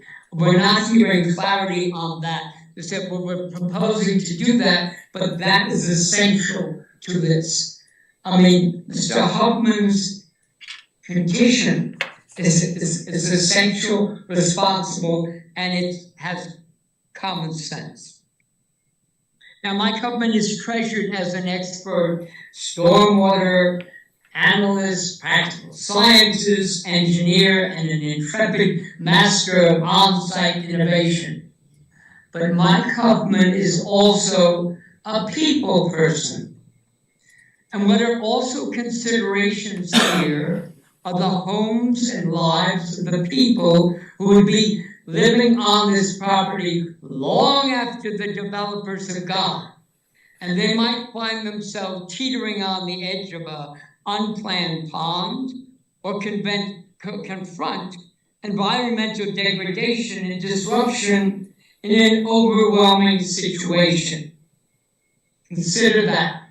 Suddenly you have a system that is not working and you have this stormwater situation. The goal here should be sustainability, and didn't we just hear about that? And that is an issue here, that we're creating a situation that is sustainable. And we need to be proactive, as Mike Huffman has tried to alert us. We have all lived through a storm experience that has altered our perspective. And that should guide our actions going forward. And yes, Mike Huffman can help lead the way. There are other issues here, the trees, the traffic, the wolf chase information. That is something we should not ignore. But it becomes inescapable that a smaller project, a more modest proposal, would not generate the complex issues here. And the resistance becomes troubling, and we looked at what is the larger purpose and what is the larger benefit to the city and the people who live here. And that is to what you are responsible. And we are fortunate, and we have expert guidance here. And I think we should be listening to what is being said, but also with the wisdom of the experience of what the living experience will be in the future, and is what we must address. Thank you. Thank you, Mr. Fitch. Is there anyone else online? Mike Huffman just raised his hand. Okay. Anyone else in person? Okay, let's go to Mike. So hold on for it. Is Mike's probably answering questions from the council. So Okay. let's finish the public hearing and then we'll have Mike. Okay. That's okay. Let's do it that way. And I would like to speak on behalf of the applicant as an engineer. go ahead. Go ahead. Yeah.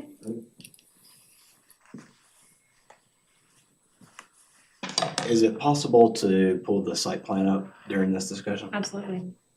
and remote the points? Yeah. Thank you, Madam Mayor Pro Tem, Council. My name is Jared DeRitter. I'm a professional engineer with WGLA Engineering here in Hendersonville. Once the site plan is before you, I'd like to address some items that are on my list here.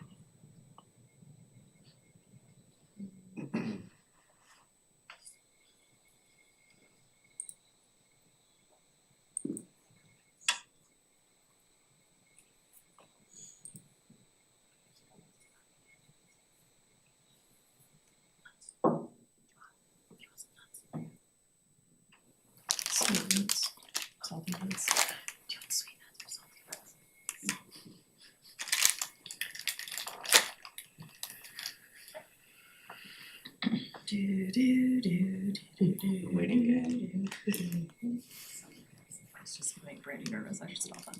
You have to excuse some of our peanut eating, but most of us work full-time jobs and We need don't eat snacks. during the day, and Yeah. so we come here ravenous for the evening sessions, so. Okay, wonderful, we have the site plan. So I wanna provide a little bit of clarity from the engineering perspective that might help. So we did have Clearwater Environmental, who is a local consultant, do the stream and wetland delineation. That delineation, they then had the Army Corps of Engineers come out to the site and verify all their findings. So it's not just Clearwater Environmental, this has been verified by the Corps. So all of the wetlands that are shown on the plan, again, have been verified by the Corps, and that consists of a total of 4 separate wetlands. Of those 4 wetlands, we're talking about impacting 1 of those wetlands. So the total acreage of those 4 wetlands is 1.66 acres. And our anticipated impacts are 0.15 acres. So if you do the math on that, that's 9.2% of the entire wetlands on this property are going to be impacted. What I would like to bring your attention to on this site plan is that there is a stream on this site plan, and the city does have a stream buffer ordinance, and that stream buffer ordinance has been adhered to. There's a 30-foot vegetated buffer ordinance, and then an additional 20 feet where you can't have impervious. And our site plan adheres to that and has minimal impacts on the stream. And then I would like to bring your attention to basically the only place that we are going to have a wetland impact is to reasonably access the other portion of our site. So this is not working.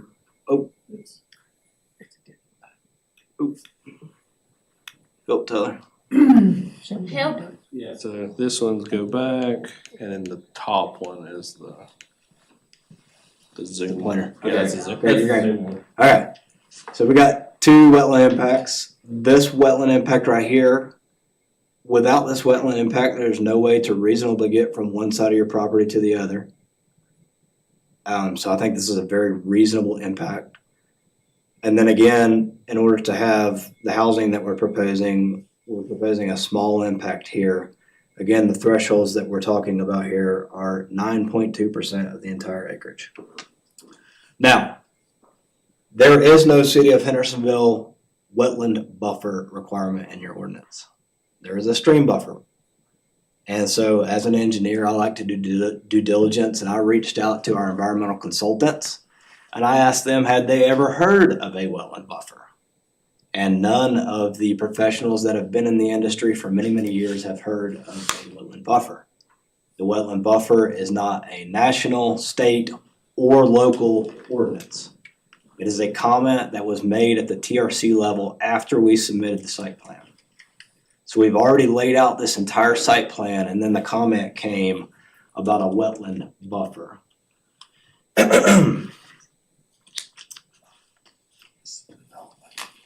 What is allowed, so these wetlands are considered waters of the US, and you can impact basically 1/10 of an acre through a nationwide permit, and then you can impact up to 1/2 of an acre with mitigation. Basically, you have to pay fees if you go over 1/10 of an acre. So again, we're proposing just over 1/10, so we may have to pay a little bit of mitigation fees for the amount of acreage that we're talking about here. But we could go up to filling through the nationwide permit 1/2 of an acre, which would be 30%, but we're not talking about doing that. We're talking about filling 9% in a very reasonable and professional manner. So, in closing, I would like to suggest to you that the planning board had a favorable 6-1 recommendation for this project. I would like to suggest to you that this project is consistent with the Gen H plan and future land use map, that is compatible with surrounding uses and densities. Tyler earlier presented that there were several neighboring communities, including Wolf Pen, Half Moon, Phase 1, Wolf Chase, and that were at 2.67 units per acre, and our density is at 2.8. I mean, it's literally the same density. Also, that public utilities are available and can be extended on site, and that we have limited impacts to natural resources where practical. I think it's very important post-Helene to realize that this property is completely out of the 100-year floodplain and well away from it. Even if the maps were to be adjusted, this property is nowhere near being involved in the redo of the FEMA maps. And in terms of trees and their preservations, there's an ordinance for a reason. We've met the ordinance. Every line and detail that we've outlined on our site plan complies with the city's ordinance. So I would respectfully ask that the council consider all that in their decision tonight. Thank you. Thank you. Is there anybody else here speaking for or against this development? Okay, I'm gonna go ahead. Can I make additional comment? Okay. If we're gonna throw around qualifications, I'm a certified wildlife biologist. I have a 42-year career with the Indiana Department of Natural Resources and the Indiana Department of Environmental Management. So I have some expertise when it comes to talking about pollution of wetlands. Nothing that you've heard from the developer protects this wetland from water runoff from the backyards of those houses. Now, some of those certainly will, the streets and some of the housing pads will drain off to the regular stormwater system. But the backyards of these do not. And so the 30-foot buffer that Mike is talking about is to prevent pollution of this wetland from chemicals, from essentially lawn management. And you've heard nothing from the developer. And then I suppose once the HOA takes over, there still will be no protection for this wetland from anything that the landowners might want to do on these lots. And so we're not opposing the development. We're simply saying protect the wetland as requested, 30 feet.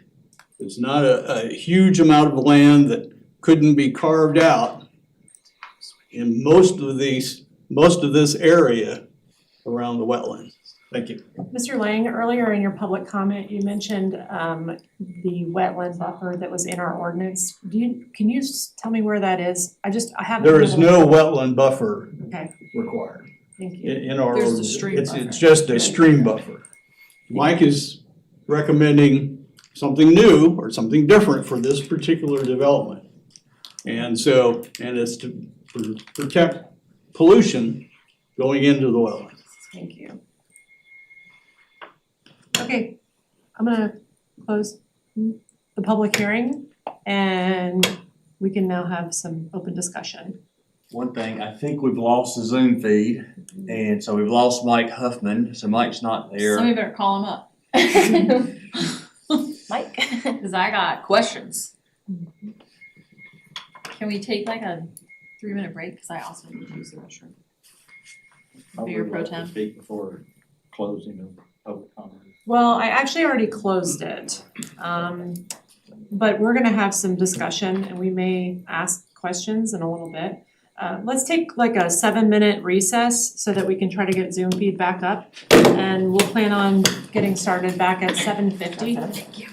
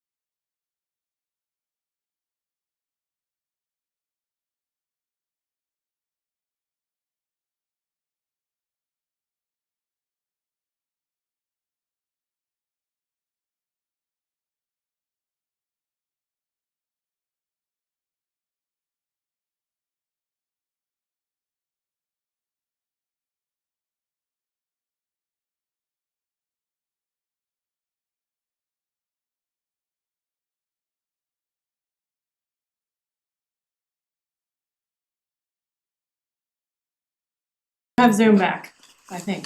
So. Let's pick up where we left off.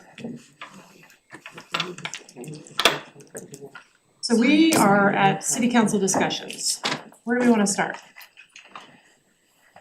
Did you want to ask Mike Huffman some questions? Because Mayor Pro Tem, I think the issues, I just want to clarify for the council, make sure I understand the issues that we still have to work our way through with the conditions. And Tyler's here, so, so we need to deal with these concerns related to the wetlands and the buffer. That's one thing. That's one issue. And any conditions associated with the wetlands and the buffer. That's one. The tree ordinance, no, we met the tree ordinance. All that's, we met the standards as it relates to the tree ordinance. Turn lane is the other thing that has to be discussed. Erosion control, things related to phase one, that's really an issue with Henderson County. Erosion control really does not pertain to this particular application, right? That's speaking quickly. So it's really what other conditions, there's really issues related to conditions related to wetlands, issues related to transportation, turn lane. Those are the two main. Is there anything else I'm missing as it relates to the conditions that the council needs to discuss? And I'm trying to get them in the buckets to make sure, and the council may have questions, but I just want to get them in the bucket so we can efficiently go through each item. So Tyler, can we pull am I right? Are those the two main things? Is the issues around the wetlands and those are the conditions that have not been reached. So kind of working through those. Okay, working through wetlands and working through turn lane are the issues related to, and then council can decide if the project's appropriate or not appropriate related to that. I mean, that's the overarching piece too. I mean, council has to decide whether the project, so. Does that make sense? Thanks, John. Okay. We're gonna ask your questions for Mike. Sure, I have questions for them and I have questions for Mike, and I don't know what's gonna be easier to talk about first, the road or the wetlands. I feel like the wetlands is gonna be a longer discussion, honestly. Let's talk about the road first. Okay. And our traffic consultant should be back online maybe, hopefully. Okay, great. Can he tell us if there is enough right-of-way currently for the developer to build a left turn lane onto Sunset Hill? He's not back on there, Brittany. Not yet. But Michael Huffman is. Is it in the packet? I think it just says Intersection studied. So they believe. So I can give a. He believes there is. Yes. From what I understand. So in short, a part of the guidelines that NCDOT lays out for TIAs, you're supposed to look at turn lane warrants on unsignalized intersections. So that was not included in the TIA, and that was pointed out by Jonathan in his review of the TIA, and he pointed that out as a deficiency and said, you need to review these turn lane warrants. I think we got a revision and the turn lane warrants still were not in there, so Jonathan and city staff and DOT, we looked at it ourselves, and there was like 5 or 6 intersections that this was applied to. And looking at the existing conditions, the only one that really stuck out to us was this left-hand turn lane from Howard Gap on Old Sunset. Because I think I don't have the numbers, but basically it was increasing the delay substantially enough that he felt that a turn lane was warranted.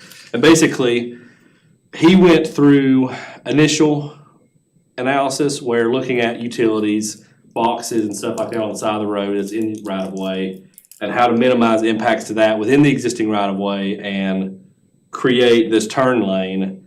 He did do that. He didn't go as far as drawing or planning it out and actually doing the engineering, because that would be costly. That would be something the city would want to pay for, especially in this type of development that we're not initiating the need for those. But basically, he looked at some potential ideas. He provided a detailed technical memo that was provided and kind of went through the numbers and basically said, under this scenario, this type of turn lane appears it would work within the existing right-of-way. It would increase visibility and provided all that information. And really, the main sticking point between the staff's proposed condition and the developer proposed is they use if feasible, and ours is a shall. So theirs definitely has more wiggle room than ours does, but our traffic consultant feels comfortable that there is a design that could be accomplished through the existing right-of-way from at least my understanding. He's back on. Oh, he's back on, okay, great, so I'll give it up for Jonathan. Hello, everybody, can you hear me? Yes. Great. Happy to answer any questions that you might have relative to the analysis we looked at in our recommendations. So my question was specifically if you felt like there was actually enough right-of-way or enough room in the existing right-of-way for them to build the left-hand turn onto Old Sunset. Yes, absolutely. Looking at the conditions that are out there, basing that off of Henderson County GIS, there appears to be sufficient right-of-way out there. That was also developed in coordination with NCDOT, and we felt like the ability to adjust, whether it was not a pure asymmetrical or symmetrical widening, but just working with the conditions out there that a turn lane could be installed for this location to mitigate the need for it, because there was a significant increase of traffic for the particular movement, which increased the necessary mitigation and tripped the threshold for this. And so there was consideration given for that, and then of course the need for the turn lane. So we do feel like there is the ability to construct this. My other question is, if there were to be a fee in lieu, does the city of Hendersonville have any capability to then modify an NCDOT road to put in a turn lane at a later date? That's a good question. You would have the ability to do that through a municipal agreement that you either have or could establish with NCDOT, or you could do this through a general encroachment permit process as well. NCDOT would work with the city for that, or the implementation of that through that process. So you do have that ability. Okay. And my other question is, when during the process for the developer was the left turn addressed? So there was no requirement on their end based off of what they were doing, correct? And this became evident after our assessment? Is that what I'm understanding for the timeline? There was a conversation that occurred in December of this year with NCDOT. I believe it was December 13th, it was Friday. I issued my letter the very same day as we looked at this at the request of the city, and determined that there was a need for this based on NCDOT TIA guidance. And so that's when this was determined. Okay. And is the developer willing to accommodate these proposed conditions for this project? Yes, our only concern is in the case that a design cannot fit within the existing right-of-way, and then. And is this a design that is decided by you or by our traffic engineer? It will be reviewed by the city and NCDOT. I believe the city, Tyler. Yes. Yeah. And so basically it's verbiage, right? You guys are saying you wanted to say shall, and you're saying if feasible. Yeah, we're saying we will do it if it fits in the existing right-of-way. Having to acquire right-of-way from private citizens can be very time-consuming, very costly. Right. Might not even be able to get it. So to have a condition that we will.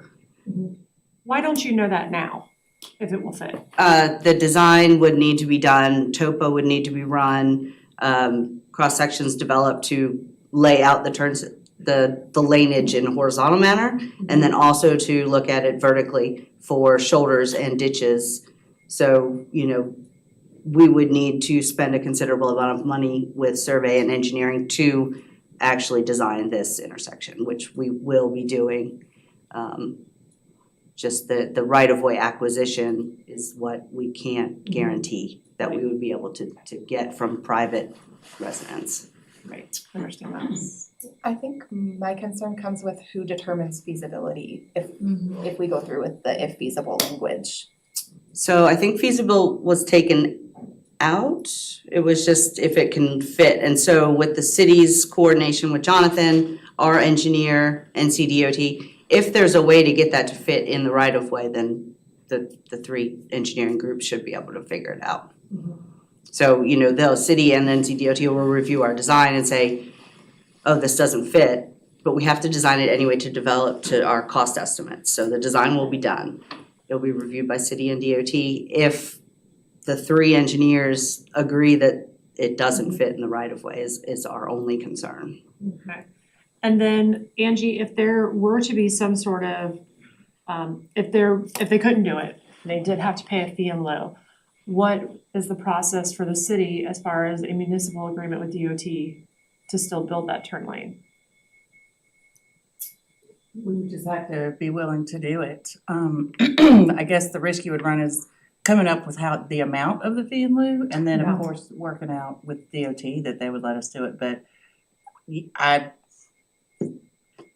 can't say for sure, but I don't know why they wouldn't let us do it if we were absorbing the costs and it met their standards.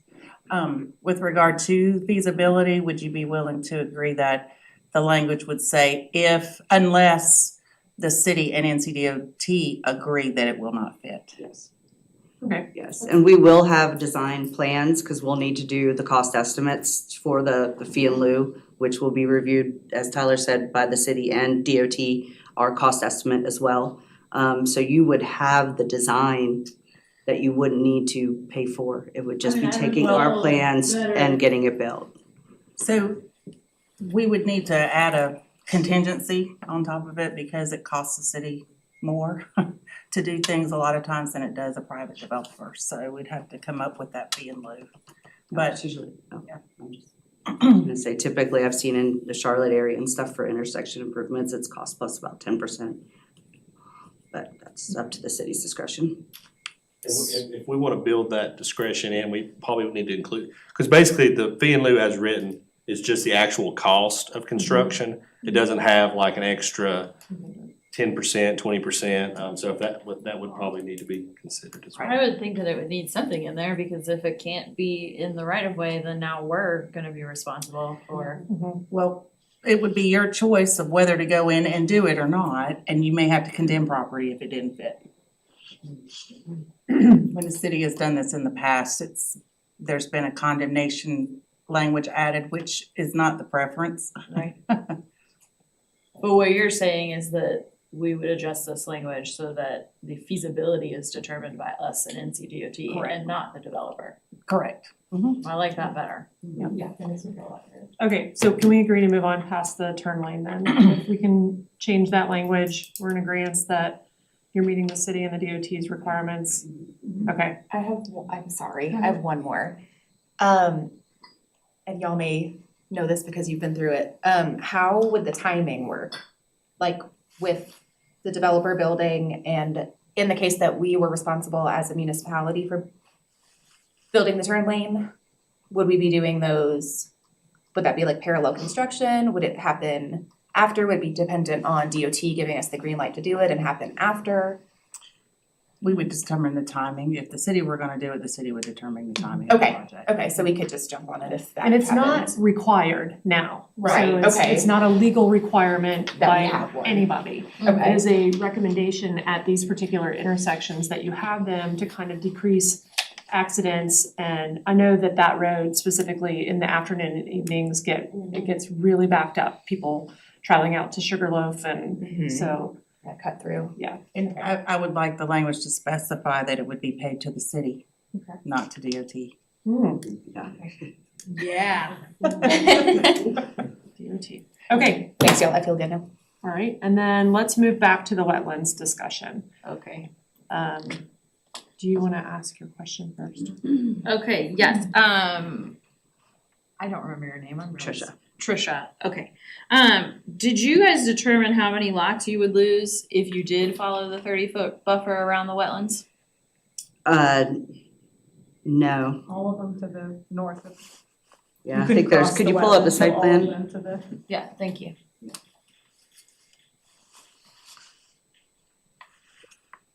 So it would be the 1, 2, So, there's 6 north of the central pond.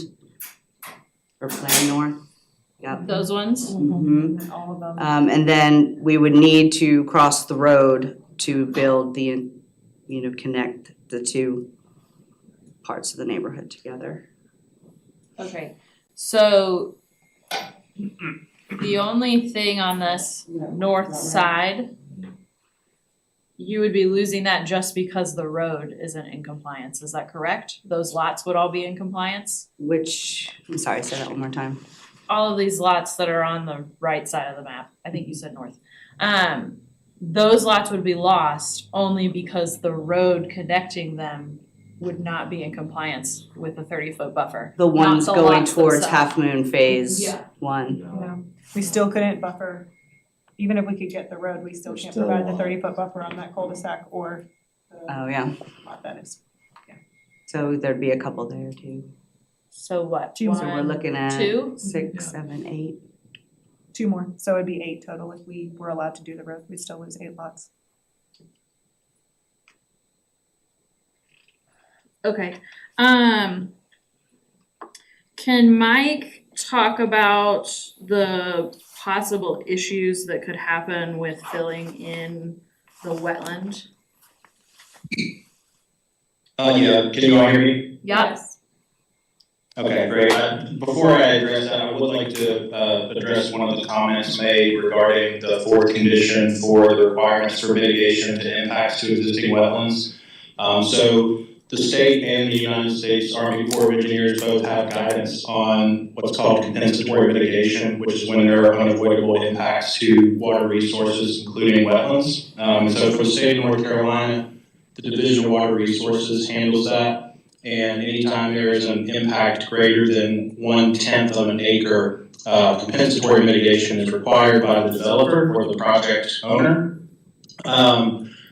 So for, apologies.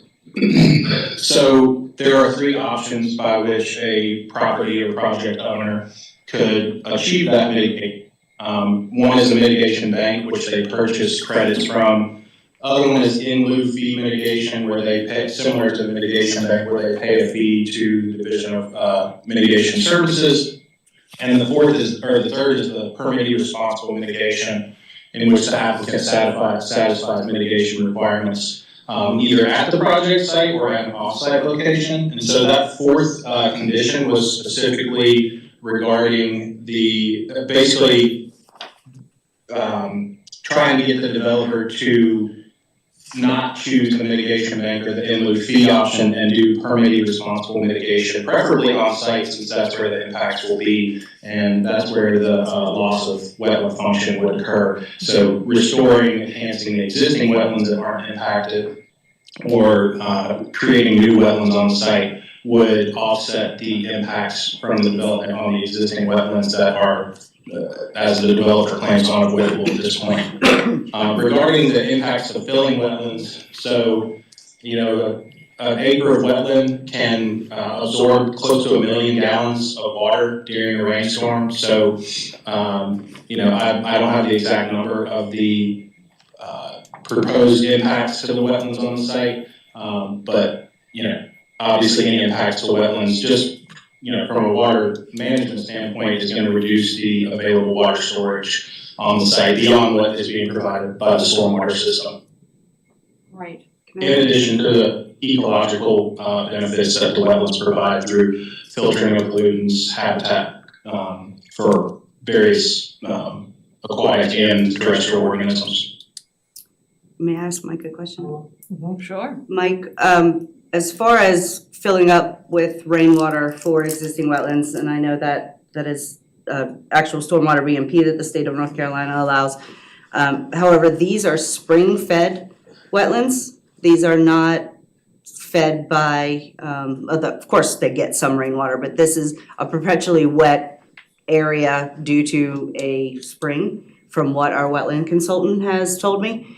So would that have the same ability to absorb rainwater as a typical wetland that you would see adjacent to a stream or other waters of the US?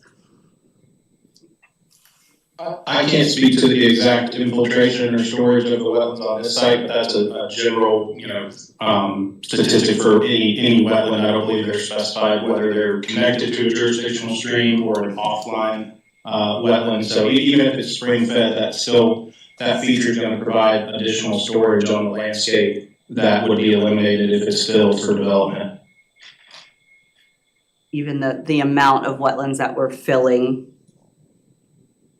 is not. What is that proposed currently? 0.15 acres out of 4 point, Jared, what was it? Out of 1.66. Out of 1.6. So roughly 10%. Yeah. 9.2, yep. Yeah. So I mean, there's still going to be a loss of storage. Like I said, it's typically 1 million gallons per acre. If it's 10 or 0.15 acres, then 100,000 gallons of storage lost for a 1-inch rain event. And so Mike, can you explain one more time your recommendation for the buffer?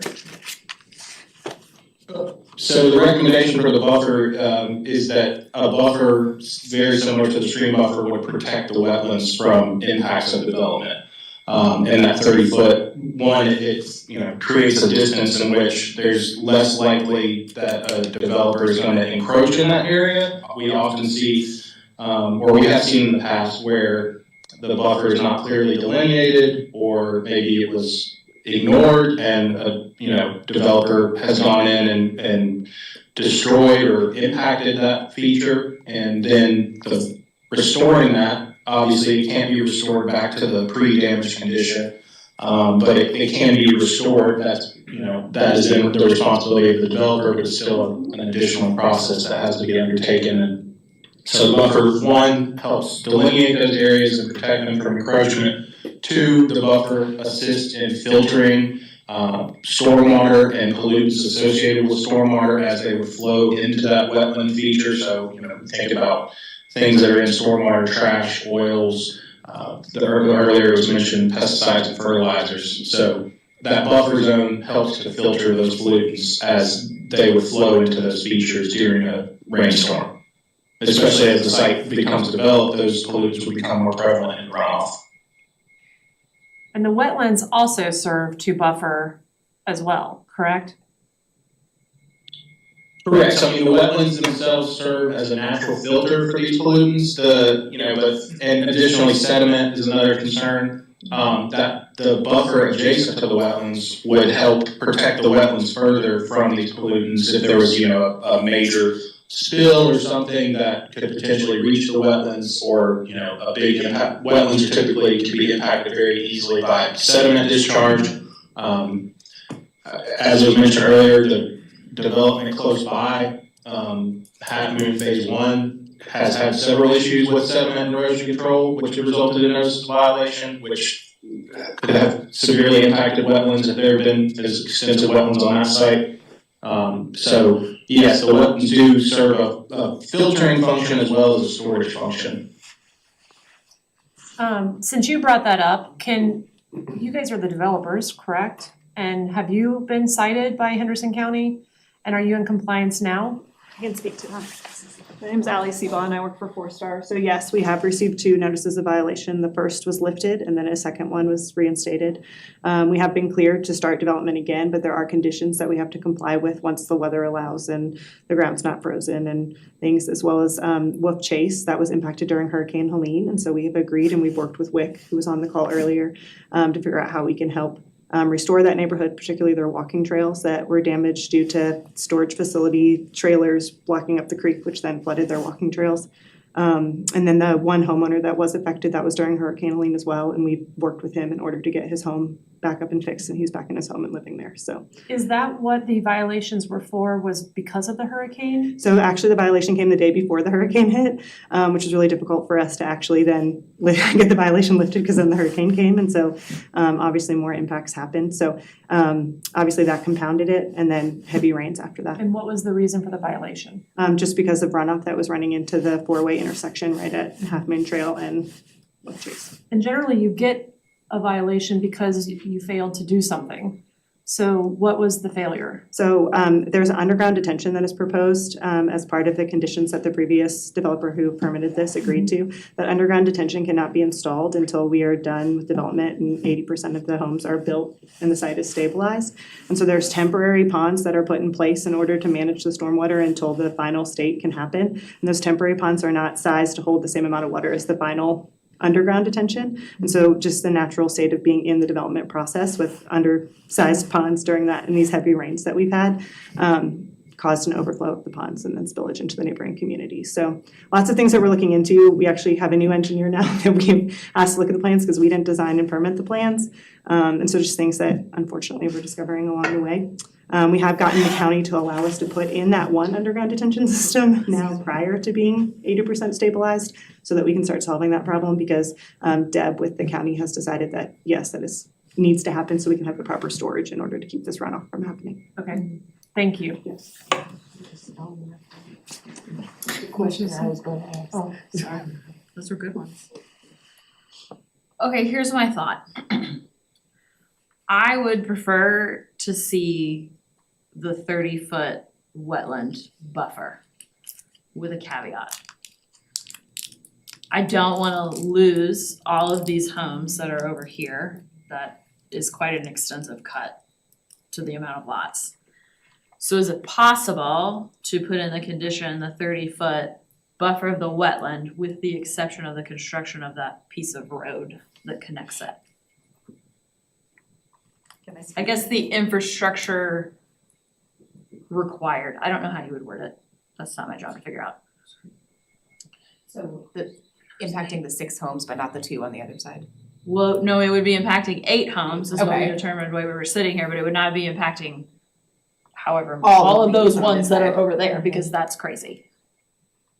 Yes, I'd like ma'am. to just provide some insight, just so that everyone can know. So basically, we're planning to sell these lots for $125,000 a lot. If we lose 8 homes, that's $1 million revenue that we lose, which then we'd have to spread over 51 lots instead of 59 lots, which increases the price of the lot by roughly, I don't know, whatever that, $1 million divided by 51. But I did the calculations earlier. It increased your home prices by $75,000 a home, which is gonna price out a lot of your demographic that you're trying to essentially help in this housing gap that you currently have, serving the 30% to 125% AMI population. So really, we're trying to figure out how we can help that and still make this feasible and then serve the market that we have here instead of having to have $750,000 homes. You know, something that someone can actually live in and afford. So am I understanding correctly that these are not market rate homes? They are going to be market rate, but if we have to increase our prices by $75,000, that's gonna price us out of the market. Okay, here's the conundrum that we're in. Yes, right. We all know that we need housing. Yeah. However, we also need to think about the future. And given the issues that have already happened up on the site with less wetlands that are not, that are on this parcel, it gives me quite a bit of pause.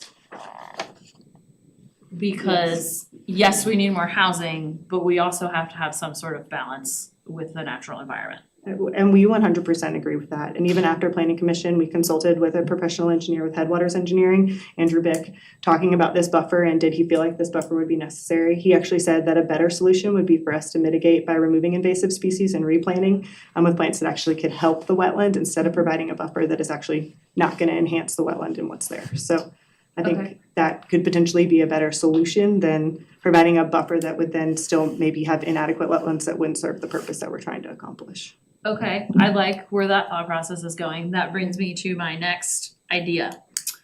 So you have agreed to the condition of monitoring the health of the wetlands in the buffer areas. Yes, 100%. And we consulted with ECS locally who said that they would handle that process for us and are very familiar with what that would need to look like. Excellent. So I assume that that could give us insight as to what sort of mitigation may need to happen if we do see a decrease in the health of the wetland. Yes. So is there a way for us to combine this monitoring and reporting condition with the one that's above it for mitigation of, my thing keeps jumping, unavoidable impacts, working with our stormwater department so that you can do, because it sounded like there's several different options for mitigation, but Yeah. Mike would prefer that you do the mitigation on site. And I would tend to agree with that because you could pay a fee in lieu, but that doesn't really help this area, which is where the issue is. So, Mike, does that make sense? Certainly. So who would, if we permit through the Army Corps and then they decide what, the options are, then we bring those options to you and you guys decide which ones allowed? Stormwater, right? Yes, yeah, cause I think then we have a boots on the ground that's in the area all the time. Not that I don't like the Army Corps of So how do we Engineers, make but- sure that what doesn't come back then from stormwater is a 30-foot buffer? Well, I don't think it would be because you're already gonna be developed. We would be in That's No, the we would be in- monitoring, it says before. No, I think what you would do is. So we permit through the state and then the Army Corps. And then they let us know what the requirements are in regards to paying a fee, buying credits from a wetland bank or, so then we would have to, in order to actually get our permit, do whatever that option is. So it's like if we get to that point where we're about ready to have all of the permits, how do we make sure that what is instituted for mitigation is not? Because I think what we do is in our conditions, we actually take the second paragraph of like Mike's suggestion was, and those are our conditions, is that they actually work with our stormwater in the mitigation and in removal of invasive species. Yeah, cause it sounds to me like there are other options that can help besides the 30-foot buffer. And I think too that, Mike, you can correct me if I'm wrong on this, but if we select that option with the Corps, we probably would need to show them a plan on how we're meeting that. And that's when we could coordinate with Mike, is developing that plan. Can I make a suggestion? Are you gonna suggest we continue this? Yes. Great. That's what I was thinking too. I'm suggesting that the city attorney, the city manager, public service director, stormwater administrator, Forrester, get together, come back with some proposed language for city council, so we're not doing this on the fly. Yeah, The it's getting developer gets to see convoluted. the language with their engineer, we get to see the language with our folks, make a decision whether we can reach an agreement within understanding the council's concern regarding providing housing, but also understand the concern of what we just went through, protecting as much, protecting the wetlands is what I'm hearing, as much as possible with getting the homes to outrage. So would it be appropriate to, you've closed the public hearing? Yep. So then we would just continue this item, put it under unfinished business as we come back and pick up where we are right here as it relates to conditions related to stormwater. I Or- would Or love to what? do that. And John, you would facilitate a meeting with the departments for you guys and then with us to discuss I this. think that's very reasonable. That'd be great. Thank you very much. Yeah, thank you. Just entirely too late.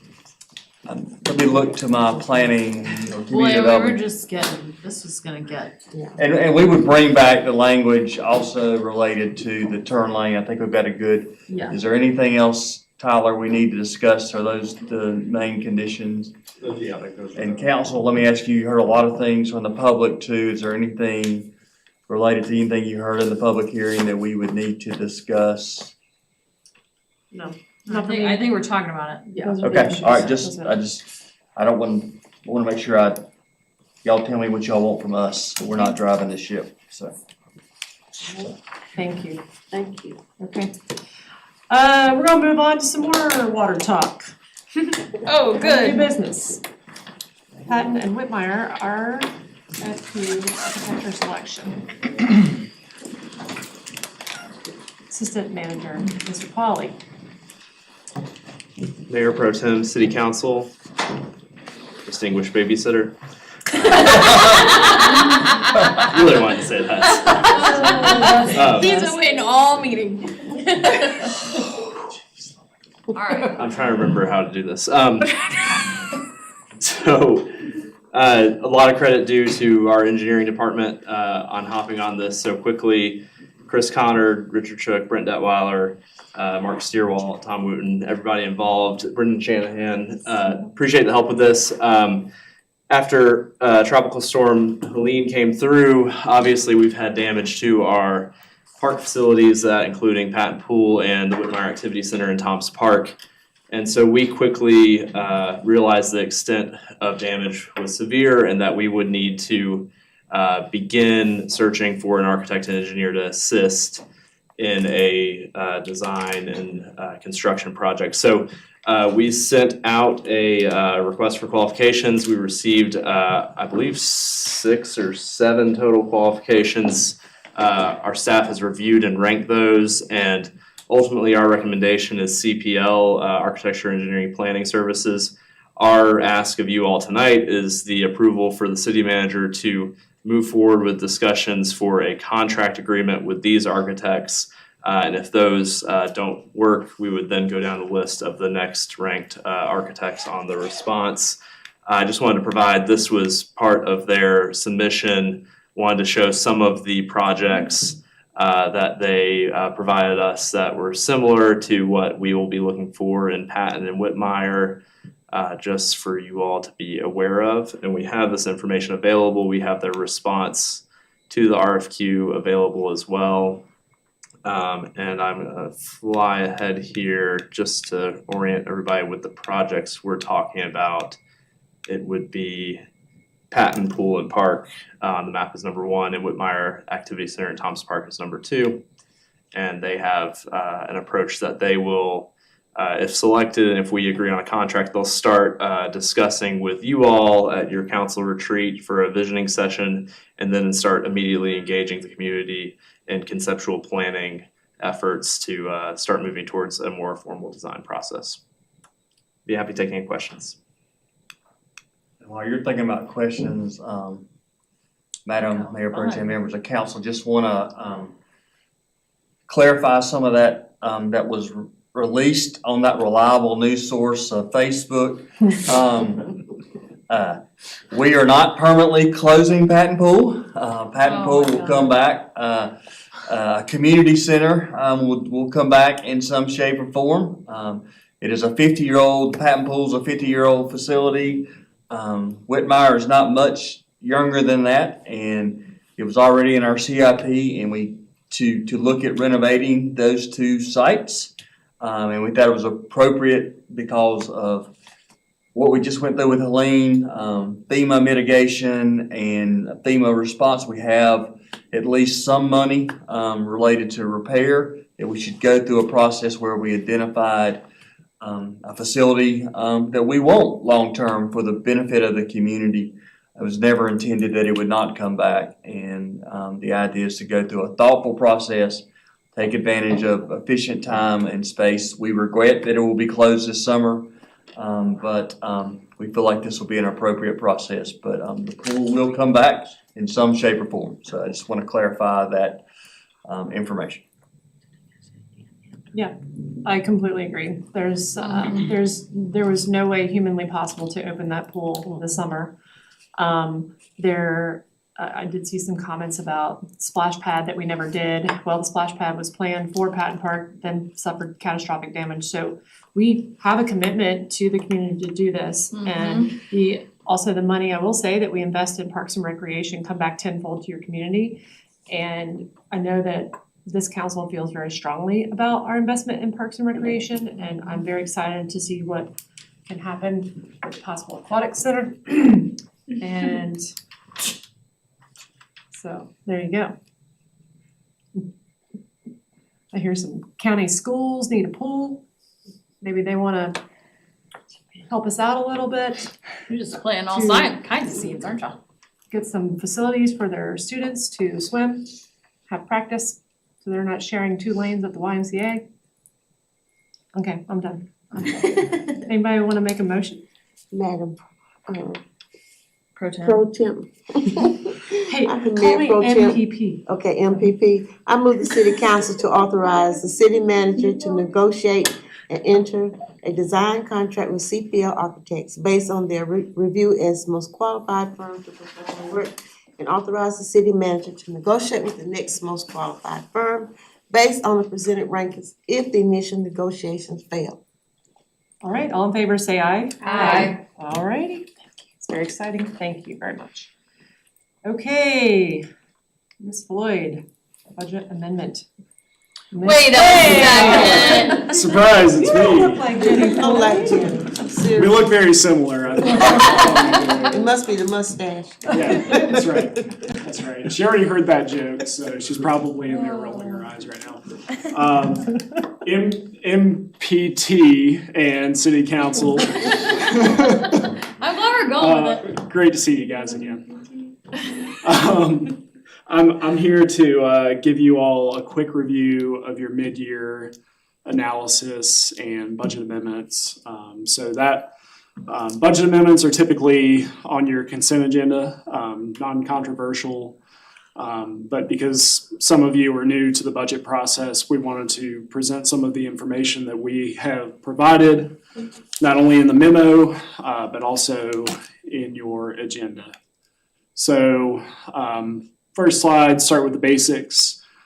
We do a mid-year analysis. That's each year. We take time in January and February to compile the data we have so far for the fiscal year and really analyze revenues. Particularly, we pay attention to property tax and sales tax in the general fund, as well as the Main Street and 7th Avenue funds, and then special attention to major user fees and also fees that are indicative of economic development in your utility funds, being water and sewer, parking, stormwater, environmental services. So revenue side done, we check expenditures, particular attention to personnel data. So at this point in the fiscal year, we have data from July to October. We also look at operating. We expect that most of our contracts are ready to go. So we know what we've spent on operating or have a good idea of where we're going to be. And then we also take a look at capital. So we collect all this data, forecast it out where we need to, and I got an echo. And we use this to refine our financial models. So the big two are the general fund capital planning model, which you guys love to see every budget process. The water sewer FAMS model, don't ask me what that acronym stands for. It's something financial, I know that. And then we also have some stormwater environmental services, ESA. I'm the finance guy, but Yeah. But I don't know what that acronym is. And I'll get you an answer on February 27th. How about that? So I'm a big Letterkenny fan, and I had to throw in a perfect time to pump the brakes on our financials if we needed to. So a great yeah, this is what happens when your budget guy has a personality, right? I don't know if it's a good one. It's the perfect time to pump the brakes. A good example of this was last year when we noticed sales tax was trending down and we had some higher than anticipated personnel costs due to reclassifications of different positions at the beginning of the year. So we used this opportunity same time last year to pump the brakes. We did a hiring freeze. We adjusted our sales tax expectations for the year. And we made some changes to make sure that we maintained a good financial status going towards the end of the year. On the opposite end of the spectrum, there are years where we have more revenues and fewer expenditures than we expect at that time of the year. And if we notice that, we leverage the opportunities to fund priority items when it's possible. So getting into the details, I summarized with the help of Jenny Floyd, who I'm not. We summarized the general fund followed by the water sewer fund and then the non-major funds being Main Street 7th and the other utility funds I mentioned just a little bit ago. So your mid-year analysis included, and amendments, included a net change to the general fund. We added $434,000 in appropriations to the general fund's budget. At this time of the year, our property tax revenues are $12.9 million. This is pretty on par with what we expect. There are a few collections remaining from the county, and we do anticipate that we're going to end the year at about $82,000 over our adopted budget. So that is included in the amendments. Sales tax, we're actually trending higher. Again, last year, there was a little bit of a stagnant sales tax growth. It was about 1%. This year, we were a little shell-shocked by that, budgeted very conservatively on the sales tax front, and we've ended up pleasantly surprised. Most recently, we had a record distribution for November, being $612,000. So the November distribution would have been September's. How many months is it behind? I forget. That's November sales. Yeah, November okay. sales. Okay. So that was reported on earlier this month. So we have some newer council members, and I Yes. don't know if they know the sales tax distribution cycle. We're doing a 101 next week. Okay. I yes. just finished the presentation, so Yeah, ready. Thanks, y'all. Appreciate it. it's exciting. I guess I was just trying to figure out if maybe the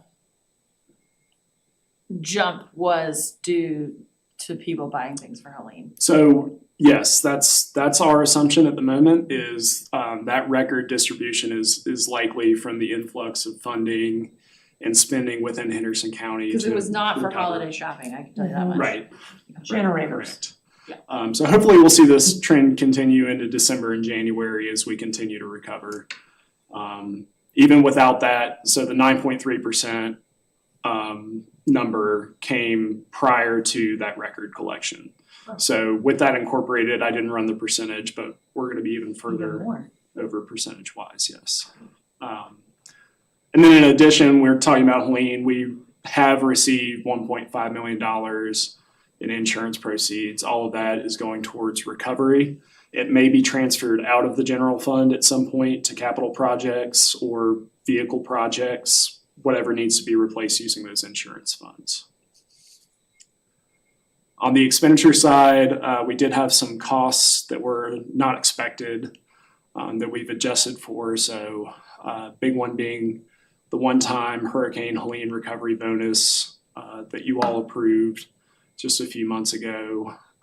Some career ladder changes that we had no way of projecting the actual dollar impact on, so we're adjusting for those at mid-year. And then we also have some transfers out, including FEMA non-reimbursable costs, some Oakdale improvement projects, which we think will lapse the fiscal year. So we're going to go ahead and put that into a project ordinance so we don't have to worry about our June 30th end date. We also have a project for downtown cameras, and we do anticipate that the general fund will have to cover the environmental services fund, again, due to the career ladders.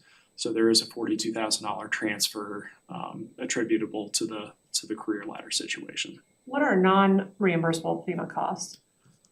So I'm trying to remember everything on the list. So a couple things. So they'd be things that were like policy changes that were not in effect pre-storm. So one of those things would be exempt overtime pay for department heads and the city manager. Okay. We did purchase barricades that would qualify under the emergency response. However, the trailer that stores the barricades wouldn't necessarily be captured in that. So we put the trailer in the non-reimbursable. And then other contract items that just during the storm, to be frank, we were just so busy that we didn't dot all the T's across the I's, that we're saying, hey, let's not try to take advantage of FEMA and try to get everything we can out of this when we know we didn't necessarily do it to the proper protocol. And we're saying, hey, we know we're gonna have to eat that cost. And so we have a full deep dive in kind of like where we are with FEMA and Helene coming up at the retreat Thursday night. We're gonna discuss that. But I'm happy to answer more questions about that now, but that's mainly where those costs are. Okay, because they still seem like they should be reimbursable costs to me because we incurred them due to the storm. Due to the storm, yeah. And we wouldn't have had to incur those costs had we not been in the storm. I would lean on the city attorney, FEMA will not No, reimburse. I think that, Yeah. I don't think that when you're having to comply with the uniform guidance and all the requirements that FEMA has, that any jurisdiction is gonna achieve a 100% reimbursement. Yeah. There's always gonna be a margin of error there, and I think that's what you're seeing right here is with the, that's a very small percentage of error really, when you look at the total reimbursement that we're gonna get back. And so, yeah, there's always gonna be a margin of error in there.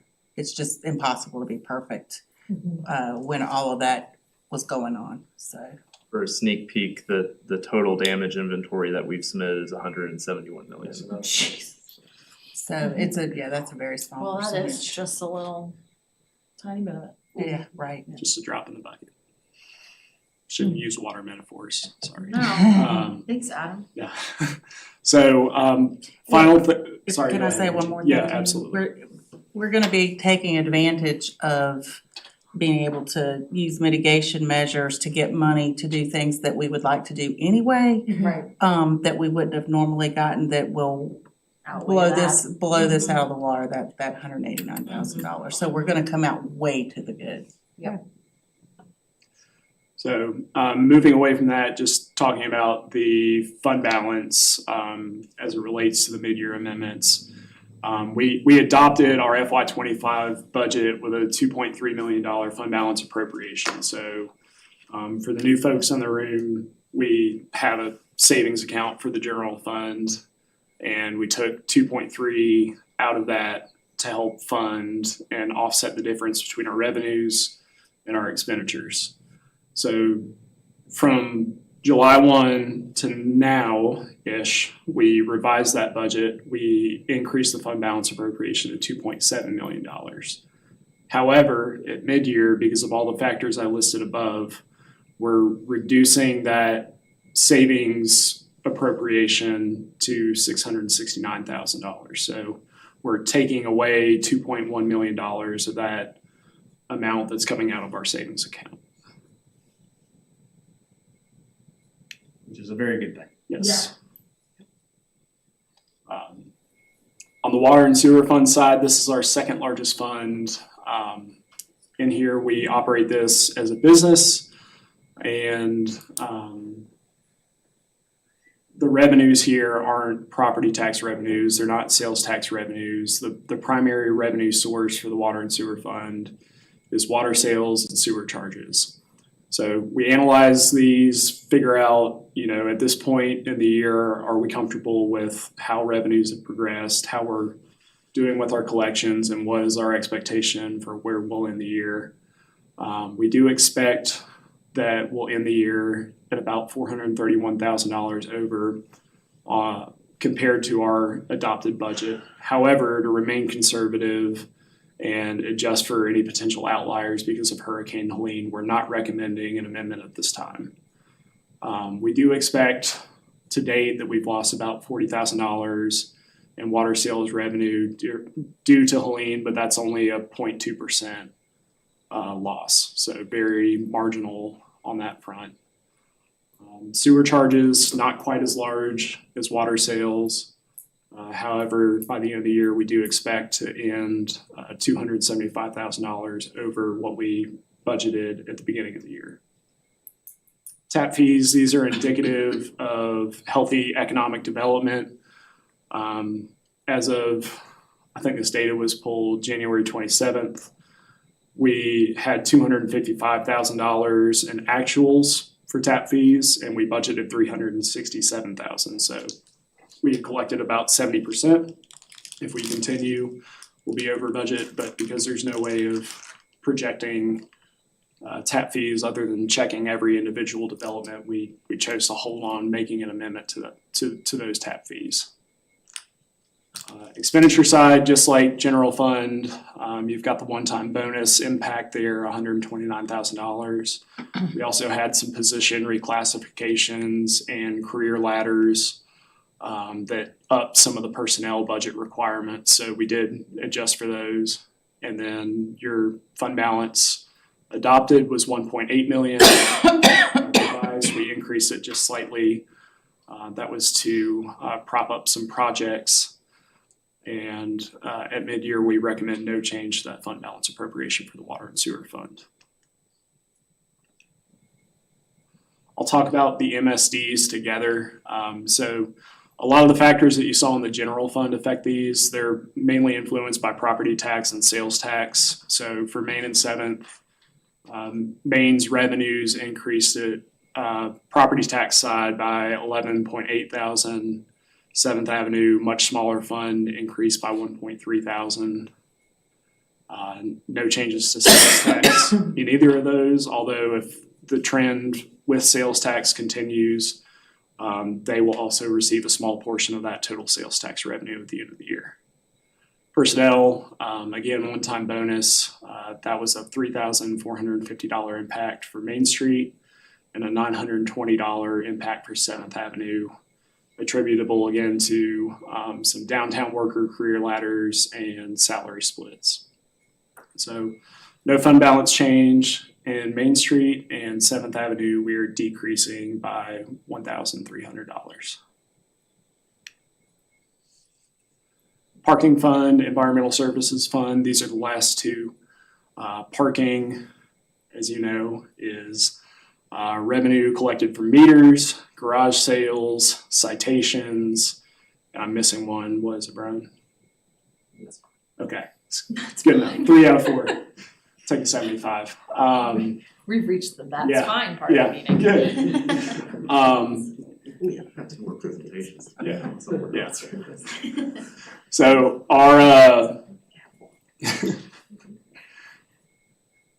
You broke him. I didn't see that coming.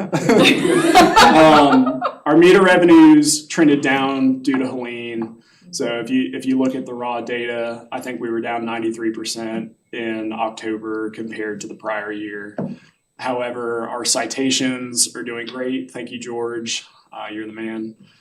And when you look at the recovery months, so November meter sales and December meter sales, we're actually a little bit up percentage-wise compared to the same point prior year. Switching gears to the environmental services fund, our fee revenue is on par with budget, so we're not recommending any change to those sources. However, we did have the sale of our old street sweeper for about $85,000. So expenditure side, one-time bonuses again, career ladders again, and just an additional note about that transfer in from the general fund for the environmental services. How can we help? Will you tell us what Be FAMS a duck. means? FAMS, got it. Jenny, you know what it means? Jenny, do you know what FAMS means? I just sent an email that spelled the whole thing out 2 days ago. I really Just have wish a that you would have looked it up before you came in here, Jenny, so you would have Financial read. analysis and modeling system. That's close. Oh, I'm back. Okay. Even better. All right, before we lose total control, good job, Adam. Thank you. We told you this morning, you're winning. Well done. Unless the council has any questions, we'll. No, that was very We have informative. plenty to Thank you. discuss at our retreat. Yeah. So thank you. Yes, we do. Thank you all. Okay, next up to the city manager. Oh, we need a motion. Oh, we do, just kidding. Mayor Pro Tem, I move City Council adopt the budget amendments, oh Jesus. 021-22025-01, 021-22025-02, 021-22025-03. Do I have to read all of that first part? -04, -05, -06, -07, -08, -09, -10. Mid-year budget amendments as presented. Now I'm broken. All in favor, say aye. Aye. Okay. Fund balance restoration plan and city management response to local government commission. Do you want to intro with anything, or you want me to just dive in? Yes, so, I will introduce, and Brian's put this plan together, so I can't take the credit for it, but it is my responsibility as a budget officer in accordance to your fund balance policy that when our fund balance drops below 25%, if you remember at your audit that was presented at your December meeting, we had dropped to 23.8, so which is below your 25% goal as part of your plan. So as part of that, we had to provide a plan to you that ultimately you have to sign off on, and then ultimately also we had to respond to the local government commission in Raleigh. So we are presenting that plan to you for your approval tonight. Thanks, John.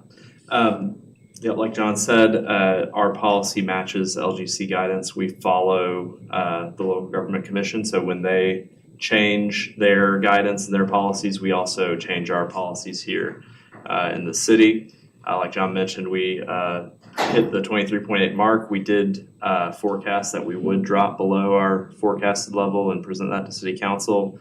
So this was something we knew was coming, and we've been preparing since last year when we instilled hiring freezes and other measures to start adjusting for this, limiting capital purchases and so forth. So what are we doing? Like John said, the policy requires a 36-month plan, and we also need to submit this to the LGC. In practicality, our available fund balance means what type of cash flow we have to respond to disasters or opportunities. So we find the 25% level is appropriate for a community of our size, but it is completely the city council's policy direction. The LGC may not agree with you, and we might have to discuss with LGC why we went lower, but it is the city council's policy, and you all can decide what you want the level to be. Right now, we have chosen kind of this best practice of 25%. Speaking of total fund balance, just give some historical averages. I'm talking about pre-ARPA, American Rescue Plan, and post-ARPA, because this is a pretty significant impact on what is happening with our fund balances. So pre-ARPA, our total fund balance hovered around 9.3 million. The 3 years after ARPA, we jumped up to about $11.1 million, knowing that this money is going to be drawn down to be spent on American Rescue Plan projects. Also, maintaining available fund balance is important to understand that this is a ratio, right? This is a division type calculation. And so to maintain the available fund balance at our appropriate levels, for every dollar of spending we increase in our budget, we have to increase revenues by 1.25 to maintain the same basis of available fund balance. So when we grow, we have to grow at a level slightly higher than our spending growth. And so what happened? Why did the drop happen? That ratio is kind of key. I think you heard Travis mention it in his presentation. He is our auditor. One of the key impacts was ARPA. So we received $4.5 million. $2.5 million was used for revenue replacement, and $2 million was used for community projects. Those projects have been drawing down. So we had a big spike in our total fund balance, and we've been spending that money out. So we've been spending the money without bringing enough additional money in on the revenue side. So naturally, our available fund balance is going to drop because of that. That's something we had forecasted and reported. Other items leading to the drop are rising personnel and benefit costs. It's no stranger, and we'll talk about it Thursday night of the retreat, of how difficult the current market is for competition and maintaining a strong workforce and high service levels. For reference, 2015 to 21, the average percent increase in our personnel and benefits cost was 3.26%. That's what I remember is kind of normal. And then more recently, 22 to current day, 25, our percent change has been 15.45% year over year. That's for things like safer grant payments, pay in class, additional benefits, things like that. Increasing debt service, we have done a lot of projects. We had a lot of projects that fell off of our debt service pre-2015, and then we started a plan to install a few different debt service projects. We've increased by about $3 million since 2015 in debt service costs. Has funded 3 different fire apparatus, Fire Station 1, City Hall and operations renovations, Hendersonville Police Department headquarters, a public works maintenance facility on North Main Street, Edwards Park, and the 7th Avenue streetscape. The fourth factor is the waning sales tax growth that you could hear Adam talk about earlier. This is Henderson County over 12 years or so, and you can see the steady increase in the large jump followed by this kind of plateau that we've been seeing at Henderson County. Luckily, locally in Hendersonville, we've been doing a little bit better this year due to our revaluation. Also, slow property tax growth. I'll talk about this in a minute as well as part of our recovery portion. We approve projects, but we don't see that actual tax-based growth for many, many years. So Cantrell Hills on North Main Street was entitled in 2019. We're just seeing the first evidence of true kind of property tax benefit for the city. However, we've been providing services to those developments since that entitlement period. And then lastly, the negative operating ratio. This is essentially the 1 to 1.25 discussion we talked about earlier. You can see we knew we were trending on spending down. We were at a minus 9.8, minus 2.4. So we were dropping that available fund balance, not producing enough revenue to kind of keep up with that level. We do see that increasing and righting the ship here in the future years in our model. So the plan that we're proposing includes 5 strategies. One is a lean pay-as-you-go CIP. So that's the cash we use for CIP, not grant, not loan projects. Historically, we've paid about almost $1 million, $900,000 in pay-go capital. In FY24, when we noticed the red flags, we pumped the brakes. We spent about $250,000. FY25 and 26 have about $225,000 respectively programmed in for CIP pay-go. It's going to be very painful for the departments in the budget process. And in FY27, we start to get back up into a more standard CIP.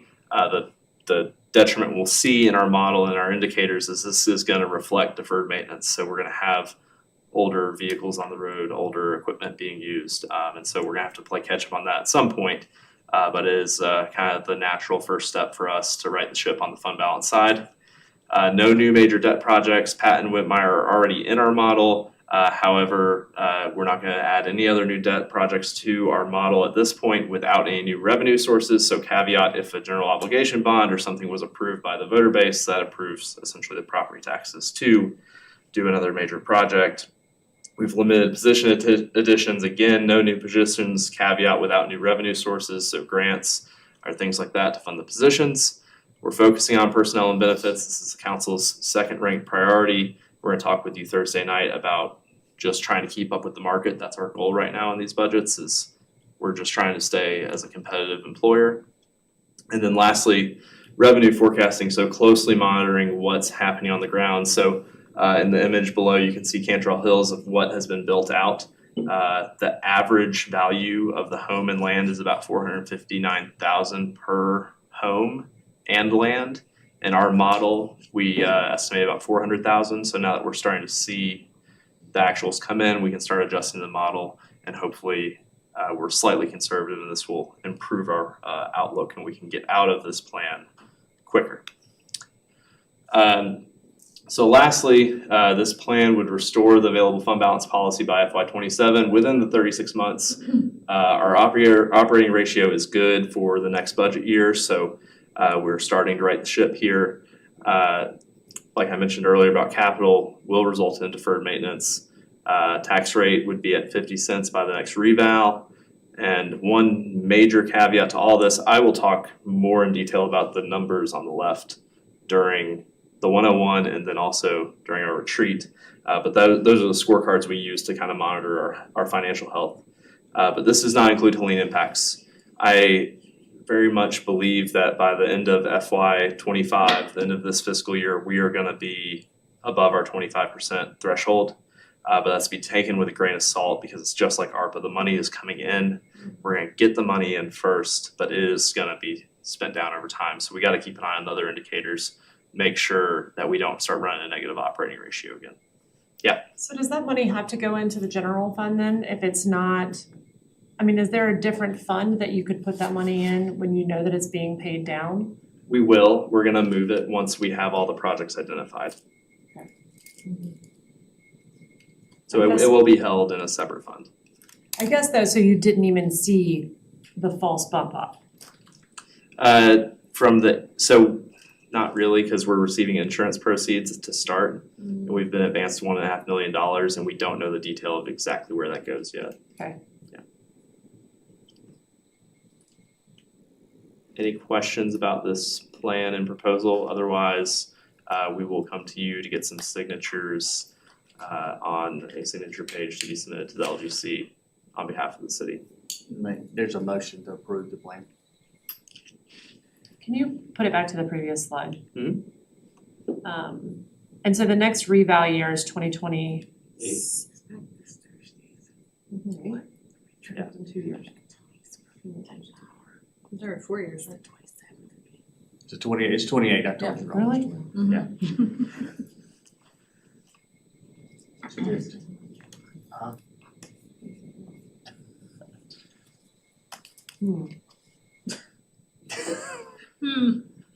Why don't you say that for the There's gonna be plenty of Thursdays All right. and Friday, so. I'll save my opinions. Thank you. You're welcome. So I'll hear a motion to approve the plan. Madam Mayor Pro Tem, MP. I move that City Council approve the city manager's financial performance plan as presented by Assistant City Manager Brian Colley. All in favor, say aye. Aye. Okay, city managers report.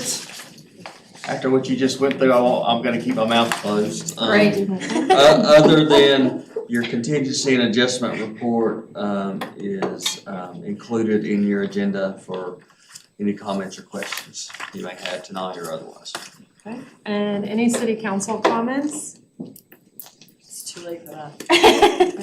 I will add one thing. I did get communication today that Senator Budd and Senator Tillis have both written a letter of resolution of support for us to receive the RAISE grant. Awesome. That's and so that's good news, and hopefully we'll hear good news from them about that. Great. That's all I have. Nice. Anything else? I believe we do need to enter into a closed session tonight. So, Mayor Pro Tem, I move that City Council enter closed session pursuant to NC General Statute 143-318.11A1, 3, and 6 to prevent the disclosure of information that is privileged or confidential pursuant to the law of this state or of the United States or not considered a public record within the meaning of Chapter 132 of the General Statutes, to consult with an attorney employed or retained by the public body in order to preserve the attorney-client privilege between the attorney and the public body, and to consider Griffin versus City of Hendersonville Board of Adjustment case number 25 CV 000051-440, and to consider the qualifications, competence, performance, character, fitness of an individual public officer or employee. okay, all in favor? Aye. Okay, let's enter a closed session.